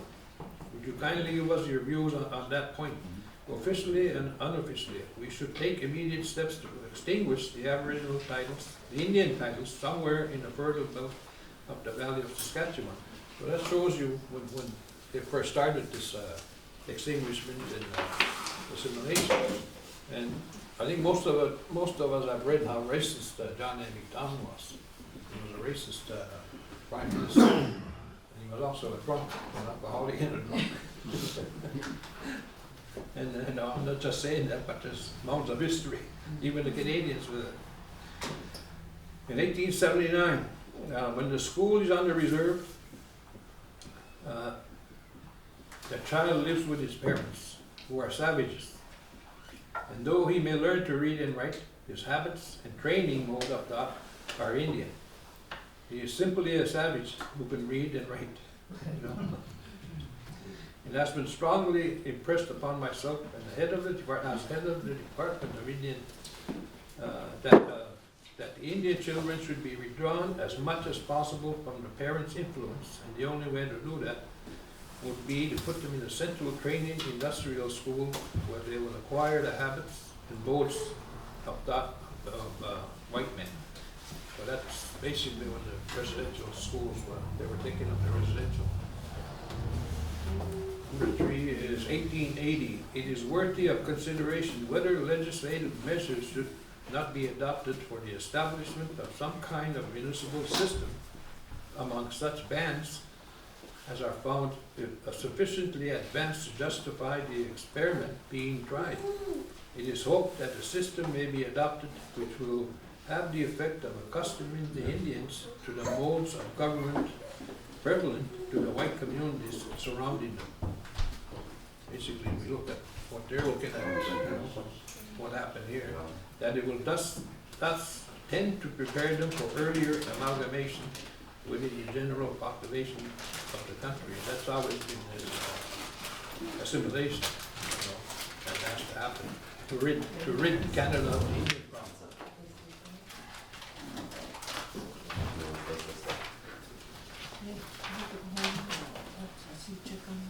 In 1885, we acquired the Northwest country in 1870, not a life was lost, not a blow was struck, not a pound or a dollar was spent in warfare in that long period that has since intervened.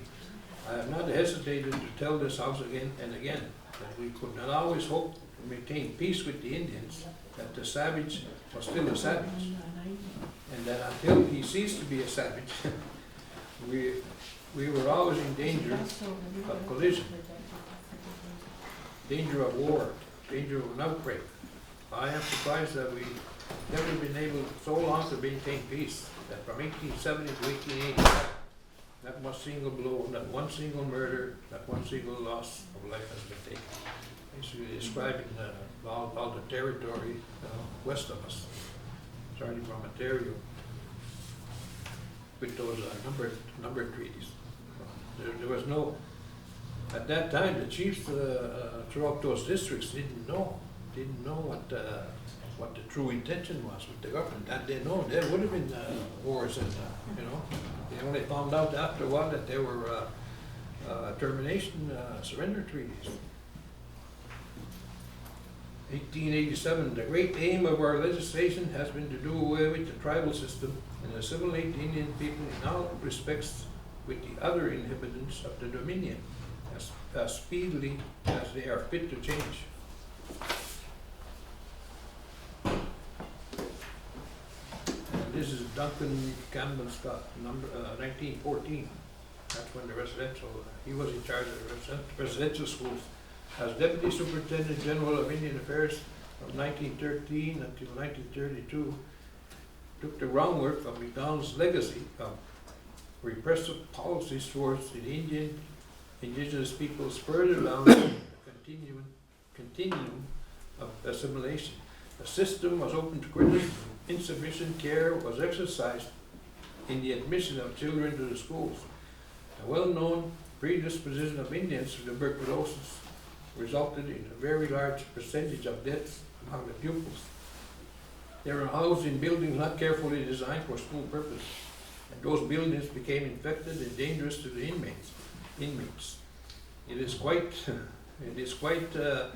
within the mark to say 50% of the children who passed through these schools did not live, benefit from the education which they had received therein. That's in 1914. 1920, I want to get rid of the Indian problem. Our objective is to continue until there is not an Indian that has not been absorbed into the body politic. And there is no Indian question and no Indian department, which is basically where we're at now. That's what they want to do. You know, with the land management put together and everything that's put together, they want to wash their hands of their financial responsibility. And I don't think we're ready to do that because, like we said, most of our people can't afford to have Indian affairs shut down. Not until we have something that would displace it, right? To provide that continued source of income. There's many of our people that have never worked or even worked outside of our reserves. And I think that getting back to that, I think the solution, a big part of the solution is filing that Aboriginal title claim at the same time. Whereas in that title claim it says that we're not relinquishing an inch of our district territory or our natural resources. As I said, we want to coexist, but we'll coexist based on our terms, not how you've done it the past centuries, where basically they've been getting rich, multi-corporations have been getting rich off our natural resources. We should be paid. We should be paid for loss of use. There should be no Mi'kmaq across the 7 districts, that lives in poverty anymore. And that's the position we put forward. Like in any negotiations, chiefs, you have to go for the higher, and then eventually you find common ground. But if we can offer this, we're not being unreasonable. History supports us, but we just have to put it forward. And last, it's always been clear to me that the Indians must have some sort of recreation, and if our agents would endeavor to substitute reasonable amusements for this senseless drumming and dancing, it would be of great assistance. That's not racist. But I think we've come full circle. That's why I wanted to read this. Full circle. I think that the approach of the government now to eradicate us is stopped from being, okay, let's kill the Indian and the child, and it has now come to a point where with Bill C-53, let's make everyone Indigenous. Bill C-53 is the bill that says people can self-declare that they're Métis. And Métis now is considered Indigenous. But yet, a Métis is only Indigenous because of their First Nation heritage in the territory that they were in years ago. And whereas the rest of us, who are categorized as status Indian under the Indian Act, we have to go by blood quantum and bloodline, which coincidentally, we're the only race on the planet that is judged by blood quantum. That's usually for racehorses. But we have to prove it. You don't have to prove anything to say you're a Métis. You just have to come up and say, I self-identify as a Métis because I believe in 1614 my ancestor came and was part of this community here. You don't have to prove it. You don't have to do anything. So we have to really watch this Bill C-53 because what it's doing is everybody wants to be Indigenous now. Yeah. So one way to eradicate us, they couldn't eradicate us with saying, okay, we're going to take the Indian out of the child, we're going to take the children out of the home, we're going to lie and deny to them, we're going to lie to them and say, you don't own what you have, we're going to deny the truth, we're going to do all that. It didn't work. So now their strategy is, oh, we're gonna help you self-determine, and you can just say you're Métis if you want. And before they did that, they did a strategy. Before, we were clearly defined, First Nation, Inuit, Métis. We were distinct in negotiations. Now, along comes the federal government and says, let's just lump them all into Indigenous. So the funding now gets more and more depleted. Their rights get more and more watered down. So these are the things that we have to look at. And what I think, history is key in strengthening our title, and I'll thank Saylor for the history I'm going to share with you now. We all know that we have inheritance rights to this land. But a couple of years ago, at an archaeological site in Debert, Nova Scotia, they found artifacts of Mi'kmaq ancestry dating back 13,000 years. So as humans on this planet, that puts the Mi'kmaq race as the oldest civilization on the planet. And I used that in a speech recently. I was asked to speak on our connection to the land for the University of Toronto. And it's really powerful to think that all of us in this room and all of us in this community and First Nation communities, we can say what 98% of the total population of North America cannot say, and that's millions of people. We can say that when our time comes to go back into the land, we have the honor to be buried in the same land as our ancestors. So we have that inherent right and responsibility to this land. So that should also be in those documents there, because it has been proven we are the oldest civilization on the planet from the Debert site in Nova Scotia. So I just wanted to leave you with that, and be wary of Bill C-53 and what the real intention of Bill C-53 is. You know, a lot of chiefs are disputing it too. They're saying that we already fight for, like Kathy was saying, about the land and the money and the resources. So a lot of chiefs across Canada are fighting against that Bill 53. So. Yeah. And I'm one that's gonna oppose it too, because of the fact that, you know, why should they just come into the territory and reap the benefits? And, you know, and we had a meeting one time at the APC, and one of the chiefs said, if Canada would give First Nations only 1% of the revenue sharing, it would be $8 billion across Canada. So imagine how much industry in that would really benefit. Yep. And we always argue that too. Remember when me and Henry Mitchell used to negotiate, we used to tell them, we watch our resources going up and down the highway, so that has to stop. You know, this belongs to our community. Now that we have this meeting, I have another strategy when I go back to negotiate with the government, saying, okay, we'll negotiate this much for, prime example, for the loggers. You want to say this is our district? Well, District 7 is going to step in and give them a permit to cut, and then we'll have a test case, because it's the same thing what you talked about at the bus deed. Yeah. Well, we got nothing to lose. We got everything to gain. And I always tell the government, you have more to lose than what I have, because we're always begging and fighting with you, where the courts decide that it's going to go with First Nations, like we see the trend now is, because right now the White and Montour are in court. We have a lawyer that's going to intervene, because if that goes through the Supreme Court, it's going to open the doors wide open for economic development for all First Nations. So we have a lawyer looking into you know, back and to intervene for the Mohawks that are being going to the Supreme Court of Canada. That's one of the ways to actually, well, that's how you find an Aboriginal statement of claim. You go there and you do what you want to do.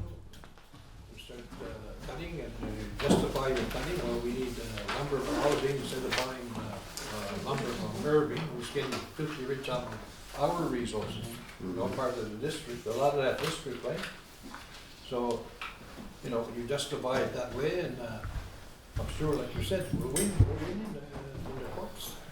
It's just coming to an arrangement where, of course, filing a statement of claim involves money, right? So we look at part of that own source money that's coming in. Well, that can fund it. Yeah, well, we have another source of funding that sooner or later we're going to bring it to the community, and that's the Yeah.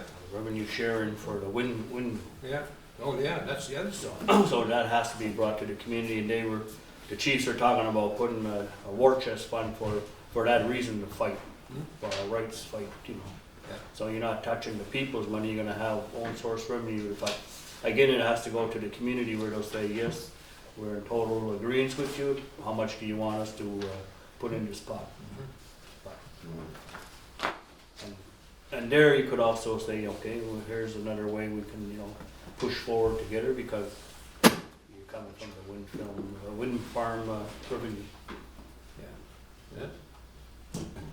But I'm glad to be here. Yeah, we're glad to, okay. I don't know if I gave enough information to some of the community members, but I have a lot to digest because I didn't expect a long document. I know we had another one to read, but Yeah, well, basically, it's something you signed, so. yeah, well, I told you before that I always, No, I know, that's why you Push signed, for, yeah, you push. and, different council members that Yeah, time. so- I was a councillor at that time, but, I mean, it's something that, would never go against you, right? I mean, you're fighting for the, children, continued survival of our next 7 generations. So we have a common goal. If, I just want to say, if anybody, there's sandwiches and, Christmas, if anybody's, Take a 5-minute break.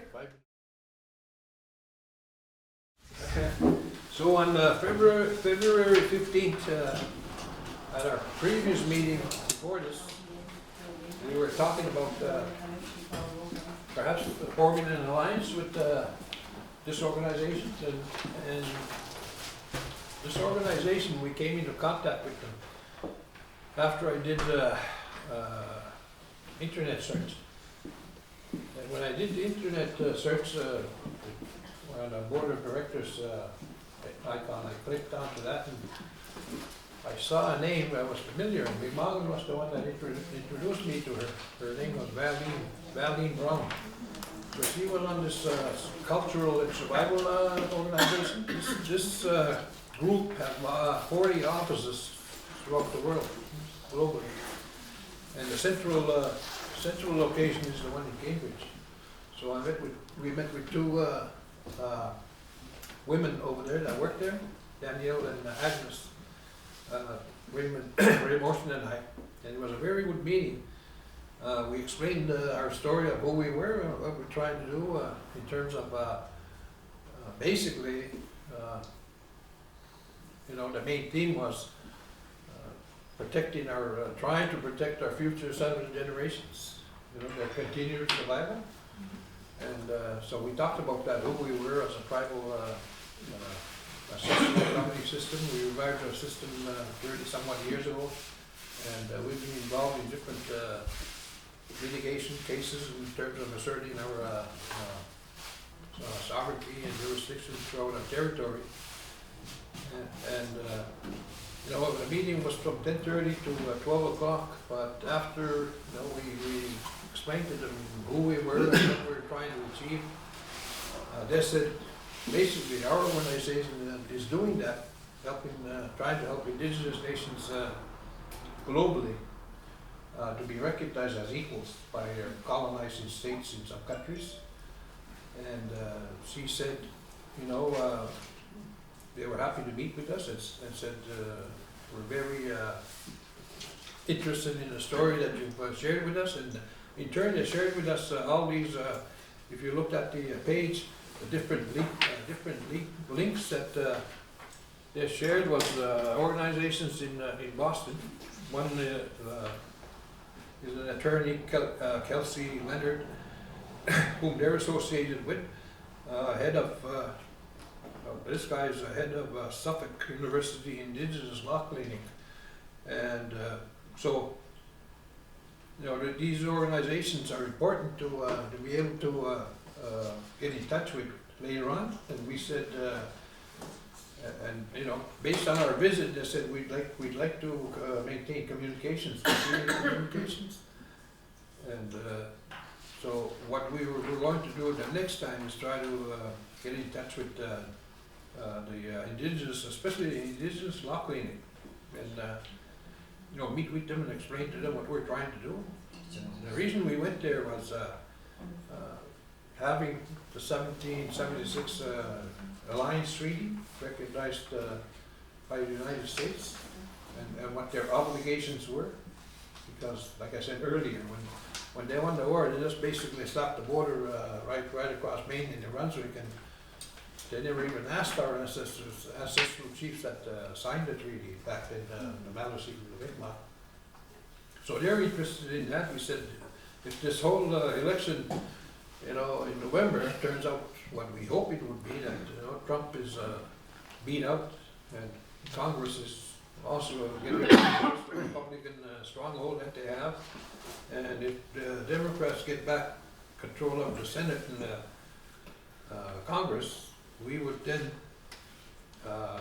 arrange to have a meeting with them in regards to what we expect to have them do to, you know, to recognize their obligations in the 1776 treaty. As I said, our chief, district chief that time, somebody's Dr. Gobi or Didas Gobi, it specifically says on site yesterday, when he went there in July 19th, 1776, he signed the treaty over there with the New Brunswick and Nova Scotia chiefs, district chiefs.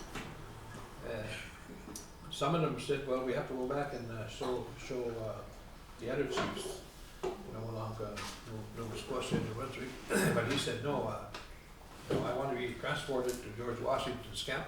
I want to fight. Typical of this, typical of the 7th district. He said, I want to go there and fight. So by doing that, I traced him. I traced him by the time he left Boston, Massachusetts. There was a Major Shaw that took him to New York, just where George Washington was stationed in the Army. And I went to the Library of Congress, did research, and on George Washington papers, in all these letters to Boston and the governors. And in one of the letters, he writes back to the Massachusetts governors that were part of the treaty. He said, oh, the chiefs had just arrived. Sabbaths, they named them. Sabbaths, there was the Maliseet and Abenaki, I think it was. So the connection is there. We fulfill our obligation. What we want to do with the meeting with the United States Congress is tell them you owe us for under the treaty obligations. It states if one party is attacked by another foreign, the other party has the obligation to provide, which they didn't. So, you know, as a tribal system, we don't have any funding from the Canadian government. It's just the way they are. They don't recognize us, but we want them to fulfill their obligations and tell them that, hey, if you could provide millions or billions of dollars to Arafat that time to recognize his nation, his statehood, which I don't have a problem with Palestinians having the recognition of statehood, but what about us? We're the original, we're the first allies, and that treaty is proof. And the study was already done whether it was legitimate by the Watertown Historical Society. They hired, together with, I think it was the Library of Congress curator, did an investigation whether the treaty was one of the first that was signed by a foreign country, by the United States, and they found it was the first, because they declared their independence 4th of July, United States independence, and the treaty was signed July 19th by the Mi'kmaq and Maliseet.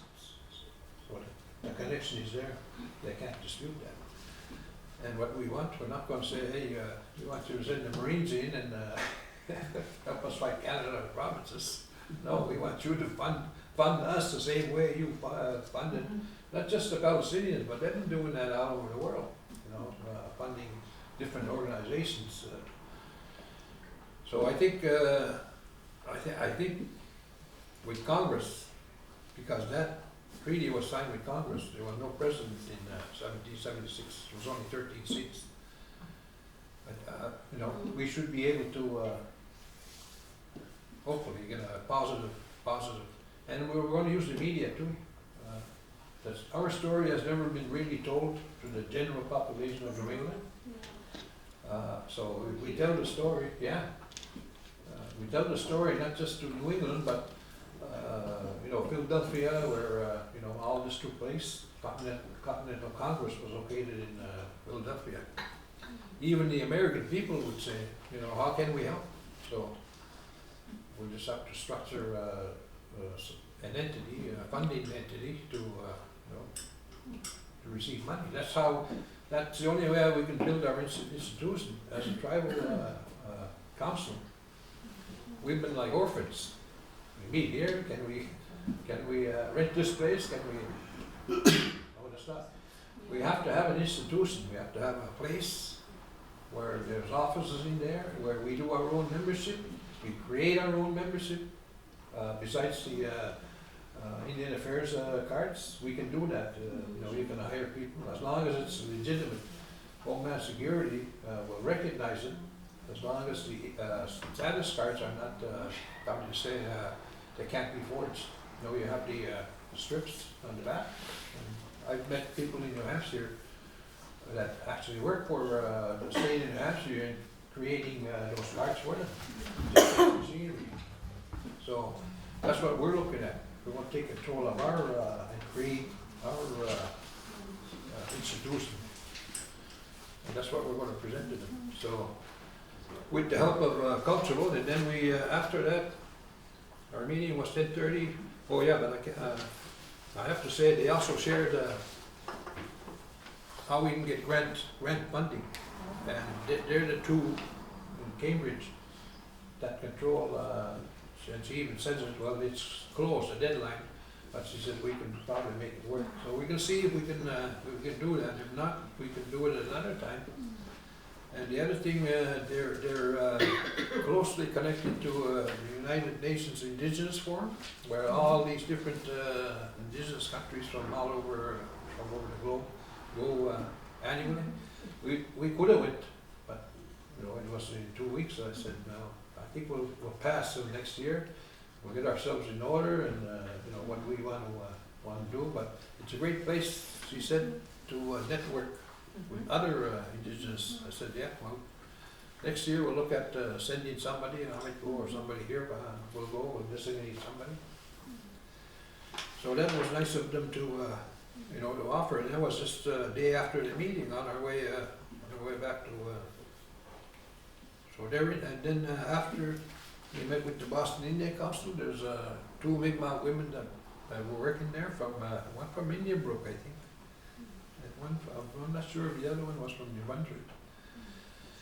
We talked about what we talked about here in terms of the Watertown Treaty, and of course they live there, so they celebrate it every July 19th or something like that, 12th. I think Gisatano knows about the Watertown. You were part of the NACOM one time, weren't you involved in it, like sort of in and out? Sort of.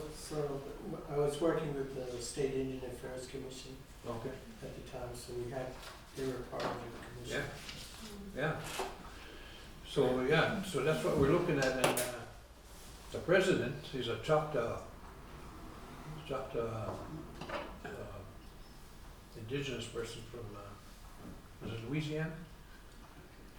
Oklahoma. Yeah, exactly.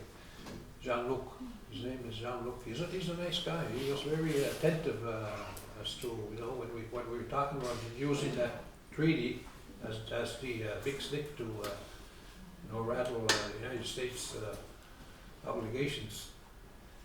And the lady was Raquel, I don't think I have a name here. No?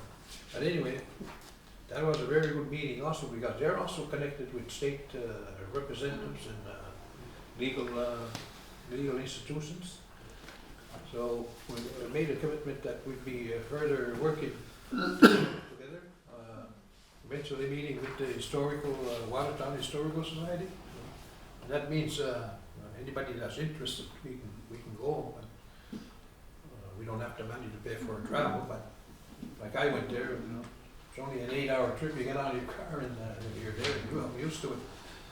So that's what we'll do, so we got alliances now, you know, and it reaches out to, if we want to go to that UN permanent forum next year. And, you know, with that meeting, with the Boston Indian Council, and then with this meeting today, you know, I'm glad that your brother came, and some of the council members. I didn't think that they would, but they did, which is fine, you know. At least they've extended their, you know, their willingness to work together, and the chief of, especially Bigachik, you know, I didn't expect. I sent him an invite. Oh, good, Yeah. thank you. Yeah, I send out a bunch too. Yeah, but basically, you know, I told him, and he's really very interested now. And he said to me before he left, he said, I gave him the document. He wanted a copy of the Declaration of our Sovereignty. I said, this is for you, take it. He wants to sign it, but he said, I want to have a council meeting, and he's going to present it to council. He said, would you be interested in going there when they ask for you? I said, yeah, I'll go with, you know, a few of us will go over there and make the presentation. So he's definitely interested. He said about 3 or 4 of his council members. So we're making, you know, inroads. Where before I didn't think it was possible, but you know, we're getting there, slow but sure. I think this year we have to look at. I know Medamenavia, we have supporters over there too. In the mountain. Yes. We have to make inroads in. What do you call them? Being around. I know you do nail though. Yeah. Yeah, over there. I used to know a strong person over there that was thought like we did, Kathy Guinness, but she passed away. She was constantly fighting, you know, fighting for rights and her people's right to life. I felt so sorry for her because they really gave her a hard time. Yeah. You know, I have one thing that I wanted to share about with this, and maybe it'll be good to have a working team to start doing like proposal writings about research and cultural history, and because of the publication, your gatherings or council meetings are being made public and people are listening. Yeah. You know, that's the first step to practicing of how it was. You know, we've been so isolated, and you know, we've been operating on someone else's system that it's kind of created just that we need to work on trust building, and I think that transparency and public updates to communities is really such a powerful step, and in looking for additional funding to bring to the forefront of our original tribal councils, can be maybe financed by proposal. I'm sure you already all know this already. And the other thing is the language. I know I also sit with Wabeniahawiskiwa, which is the grandmothers, Women of First Light, and it's a very organic council. And the areas we've been looking at, and we've invited you several times and recorded you first time one of the few years back. And because we didn't know like enough about our traditional tribal systems, and it really awoken the spirit there, and it's because of the District 7 position and its influence. It opened up in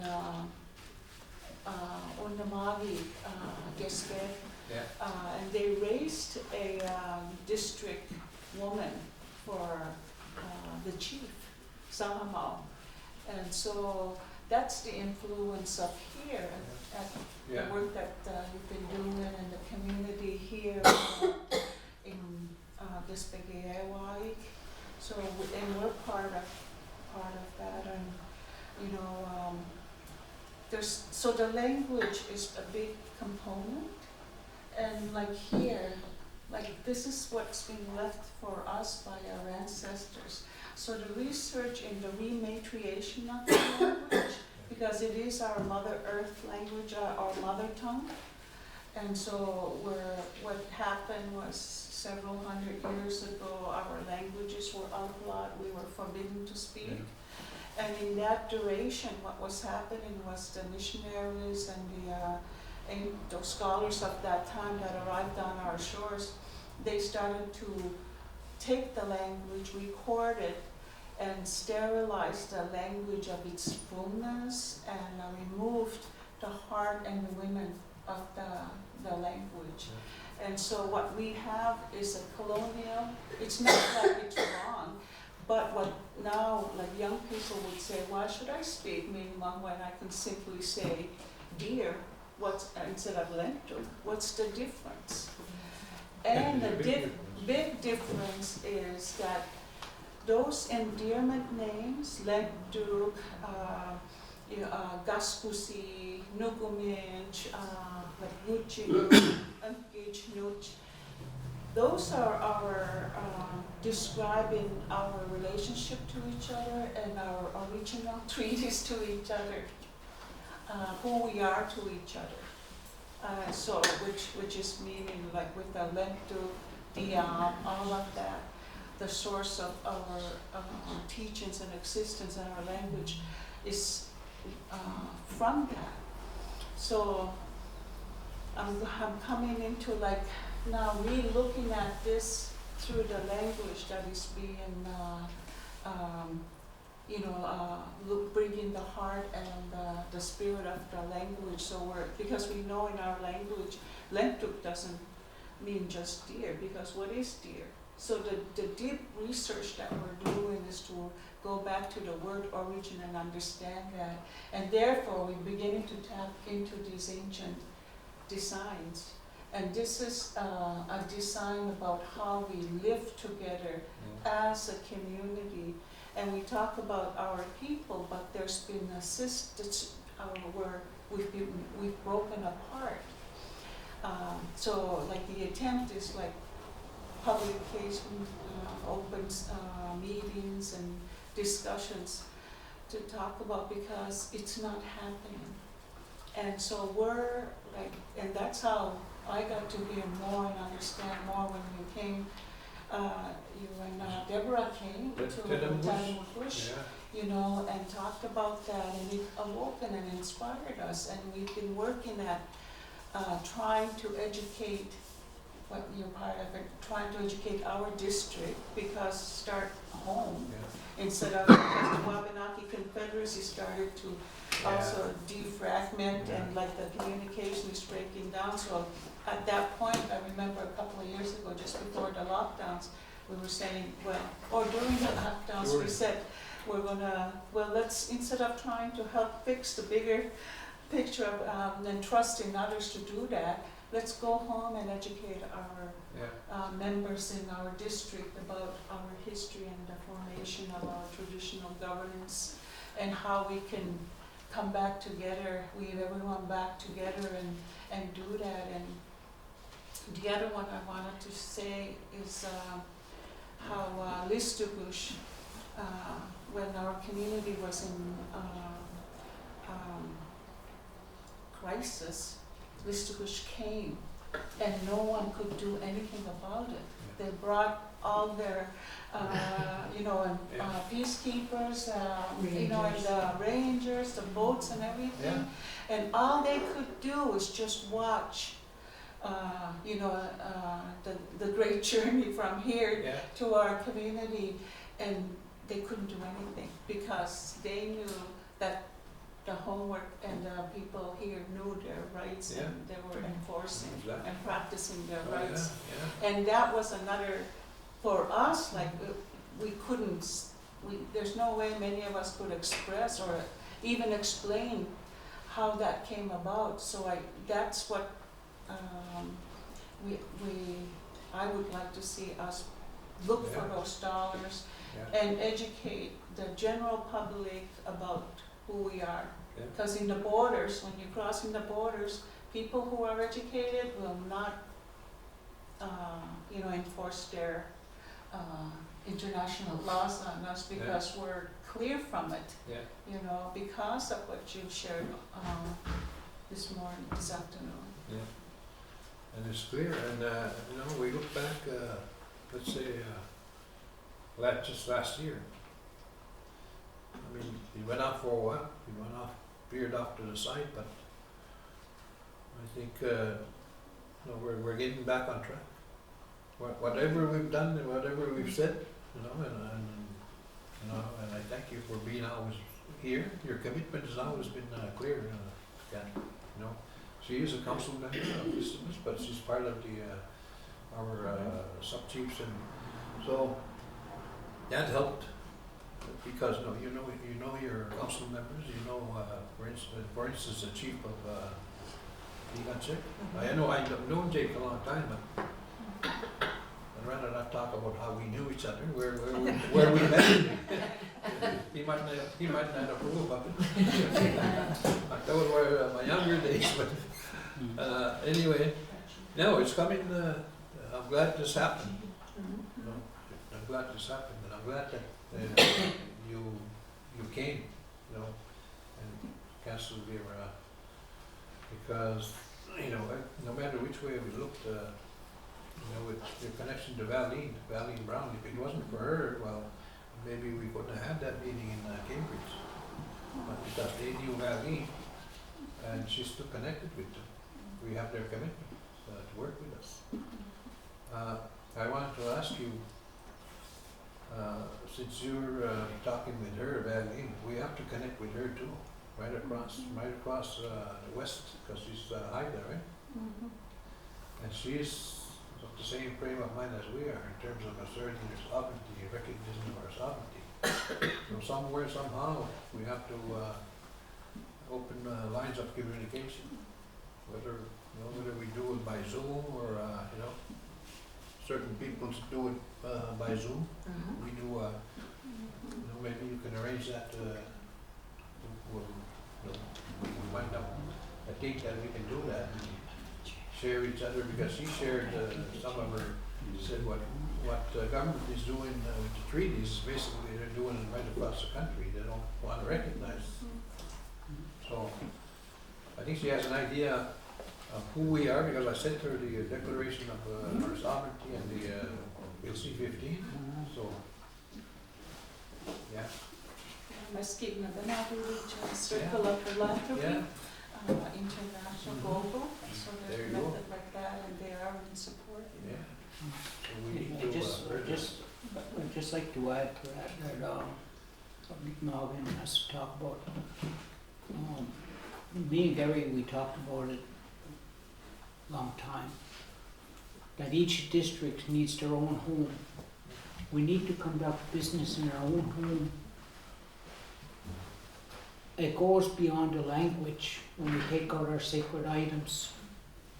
These sacred items need to come out, these prayers need to come out before we conduct these sacred meetings. This is a sacred meeting that we're having because it pertains to our kids.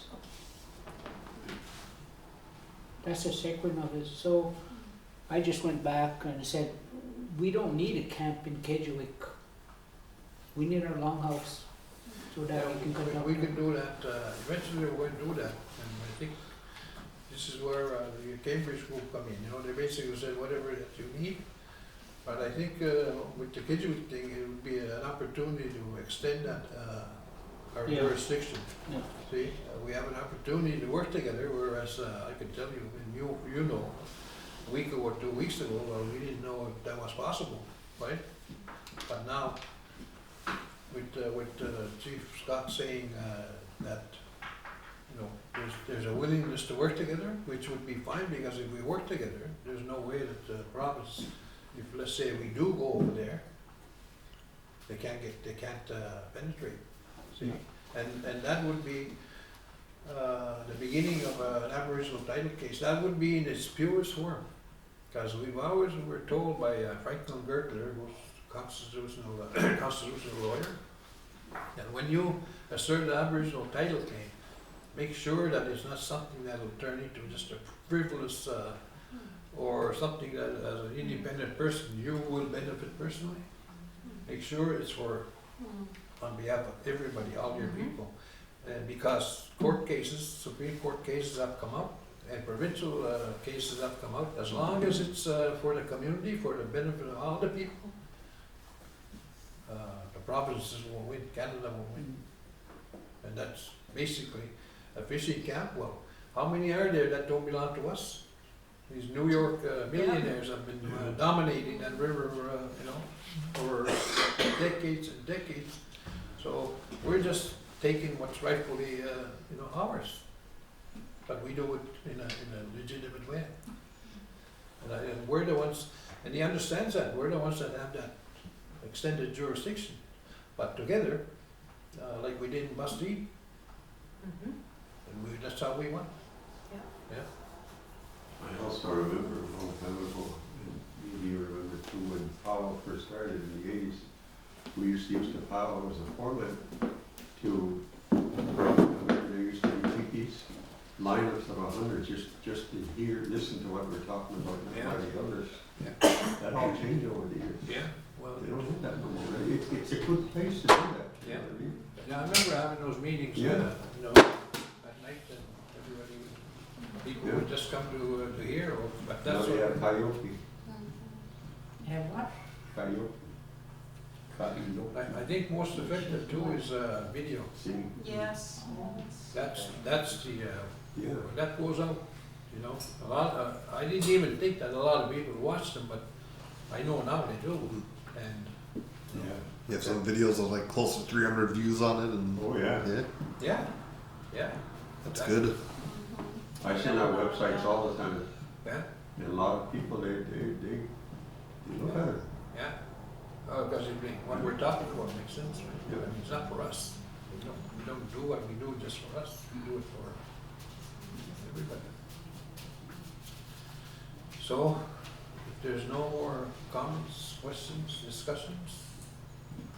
Just one quick one, I don't know if it's what we were listening to at the ground level of what's happening, and I think our districts needs to be aware of, you know, the maddening of the world Yeah. and the wars that are being fed on the other side of the globe. There's a preparation happening of cyber shutdowns and how it's going to affect communities.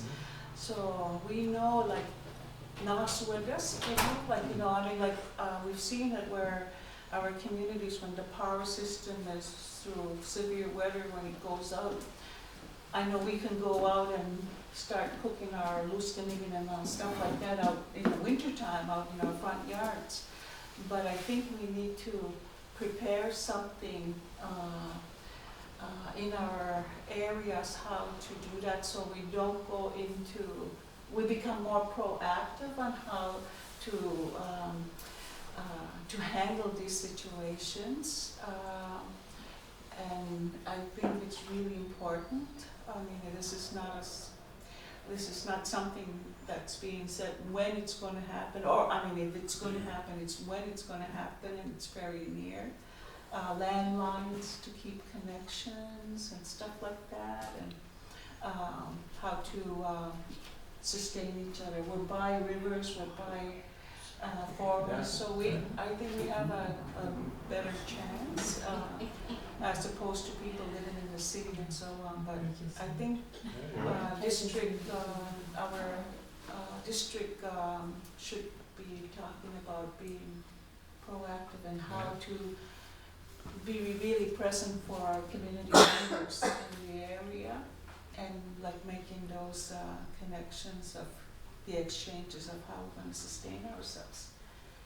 Not, not wait for it and not, and be unprepared. Yeah, especially with the elders knowing where they can go. Exactly. I lived in McAllen, Texas one time when there was a major crisis. And all the older people, they had a place to go, they were busting down everything. In emergencies, were given spots, took care of us. That would be hard on the elders for something like that happened. Where did they go? Where would we go? I'll go over to your place.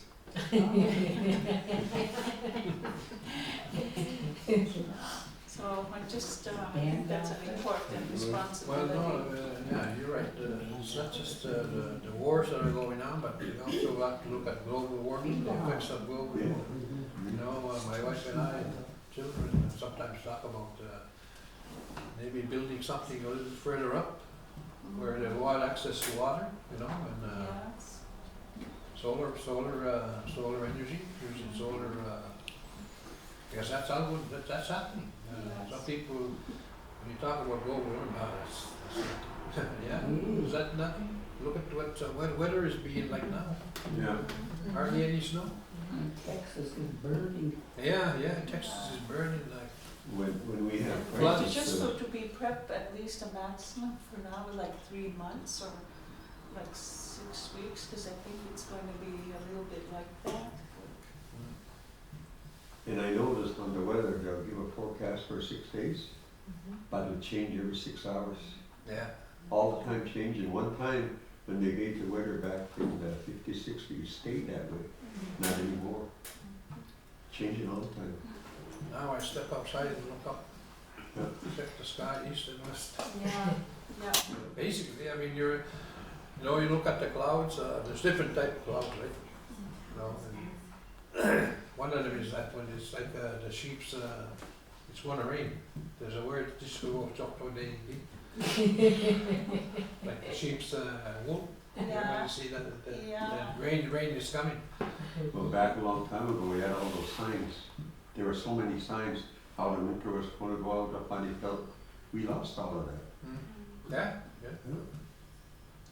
You got the, what is it, the mill, Oh, yeah. yeah. The seats when you don't wash clothes. Hang them up. I learned that from my grandmother.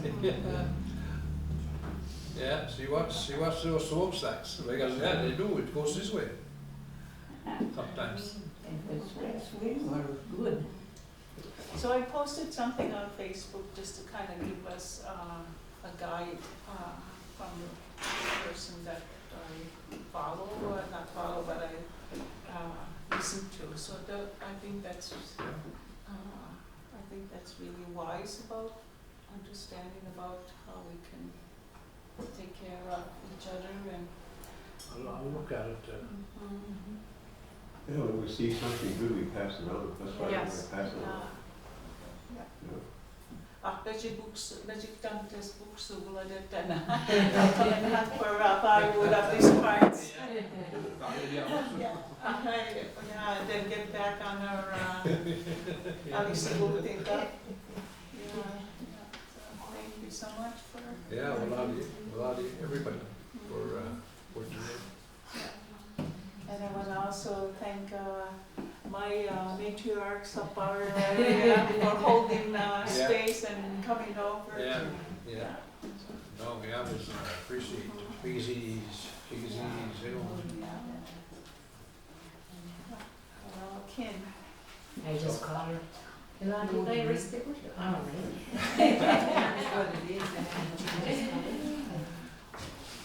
Well, anyway, so that's about it. Oops.